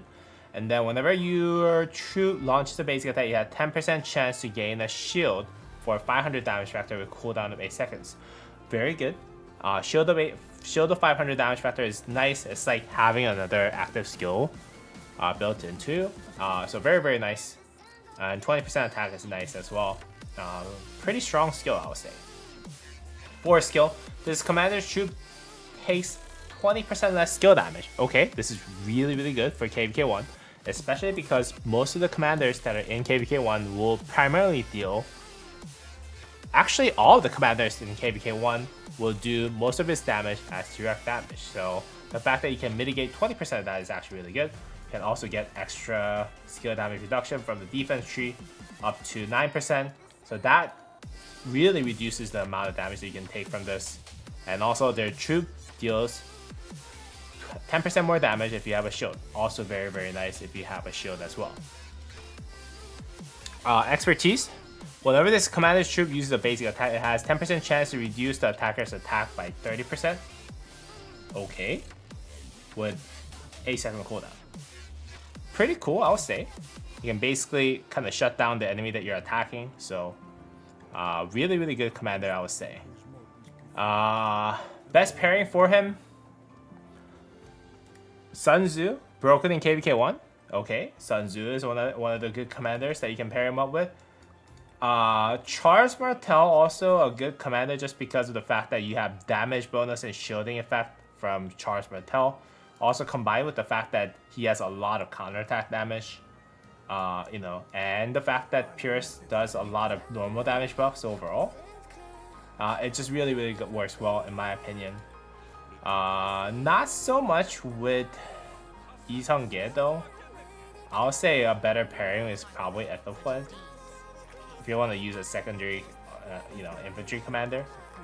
But overall, very strong commander in my opinion. Insanely prickly, and its active is buffed by 40%, 30% from Charles Martel active from 4th skill. Yeah, I would say Charles Martel is the best kind of pairing for him. Assuming the normal percentage is same as the counterattack percentage, you're walking into 50%. Yeah, you're walking into a lot of normal damage buff. Like, it is insane. Like, and I think you need to multiply the counterattack multiplier with normal damage separately, on top of attack the 30% damage bonus, right? So just doing the simple math, 1.3 times 1.3 is 1.69 from Charles Martel shield counterattack damage alone. And on top of that, you have to multiply that with 40% extra bonus damage, normal damage. That is what 1.69 times 1.4. I can't do the math, so let's do the math here. You're doing 236 236.6% of counterattack damage. That is 473% at 473 normal damage factor that you'll be doing, counterattack damage factor that you'll be doing to each enemy that's attacking you. That's why a lot of people are using Purest Charged Metal, in my opinion. Very, very strong. And Sun Tzu is really good because I'm assuming because Sun Tzu has damage reduction built in. And yeah. With that said, I'll put him right next to Charged Metal in the S tier. I don't think we can actually add him next to those guys. In my opinion. Those guys are good. Like, just because of how the game's AoE mechanics work. But I think they deserve a spot here. The only reason why I'll put him behind Charged Metal is because Charged Metal is a really good garrison. He's actually the only garrison, right? In Rise of Kingdoms with KvK1. So that's why I'll put him in there. So, but yeah, he is right up there. Alright, the last commander that we have here is Cleopatra. Cleopatra is a stone gathering commander. Her active skill does 400 healing damage, healing factor, with defense bonus of 15% for 2 seconds, which is okay. But her value is actually here, 20% extra gathering speed, and then for when you're gathering stone, you get 10% extra. This is the most amount of stone gathering I think that you get in the game. So very, very nice. She also gets 50% load bonus, which is really nice. She's just built for a lot of gathering, and also whenever the commander is the commander siege units gain 50% attack, 50% bonus when gathering from resource point. This skill is kind of useless because when you're farming, you're not gonna have a lot of troops there, so you're just gonna die either way. Her expertise though will get additional resource items, which is really good. I'll say overall she's like one of the second best gathering commanders that you'll be able to find in Rise of Kingdoms. Sun Tzu gives him 10% health and damage reduction plus the skill damage, so he has a total of health bonus of 20%. Yeah, that's insane, man. That's insane. Health is really valuable for infantry. So with that said though, I'll put Cleopatra around the B tier. Like, she's really good, but she's a gathering commander. She doesn't really have that much use outside of it. Stone is the second most valuable commodity in Rise of Kingdoms. I think food is next, wood is the last, and the fact that she gets extra resource from it also is really, really helpful. All right, now I've been talking for last 3 hours straight, guys. So hopefully this is a good tier list for all KvK1 commanders. If you guys did enjoy today's stream, please go ahead and drop me a thumbs up so that I don't lose my mind, I don't lose my voice. I already feel like I lost my voice. But hopefully this was enjoyable for you guys who are watching this. I think I'm gonna go ahead and go feed my cats today. I think this is a pretty good list. A lot of commanders that I didn't know about. Like Hannibal Balka, I didn't even read this kit. I skimmed through it like 3 years ago and I was like, no, I'm not getting him. But now I have a better understanding of how he's supposed to be. So I'm pretty glad that we did this. Alright, if you guys didn't already do so, please go ahead and drop me a thumbs up and subscribe to the channel. I'm gonna go now. Hope you guys have a great rest of your day. And as always, I'll see you all in the next video and live stream, guys. Peace.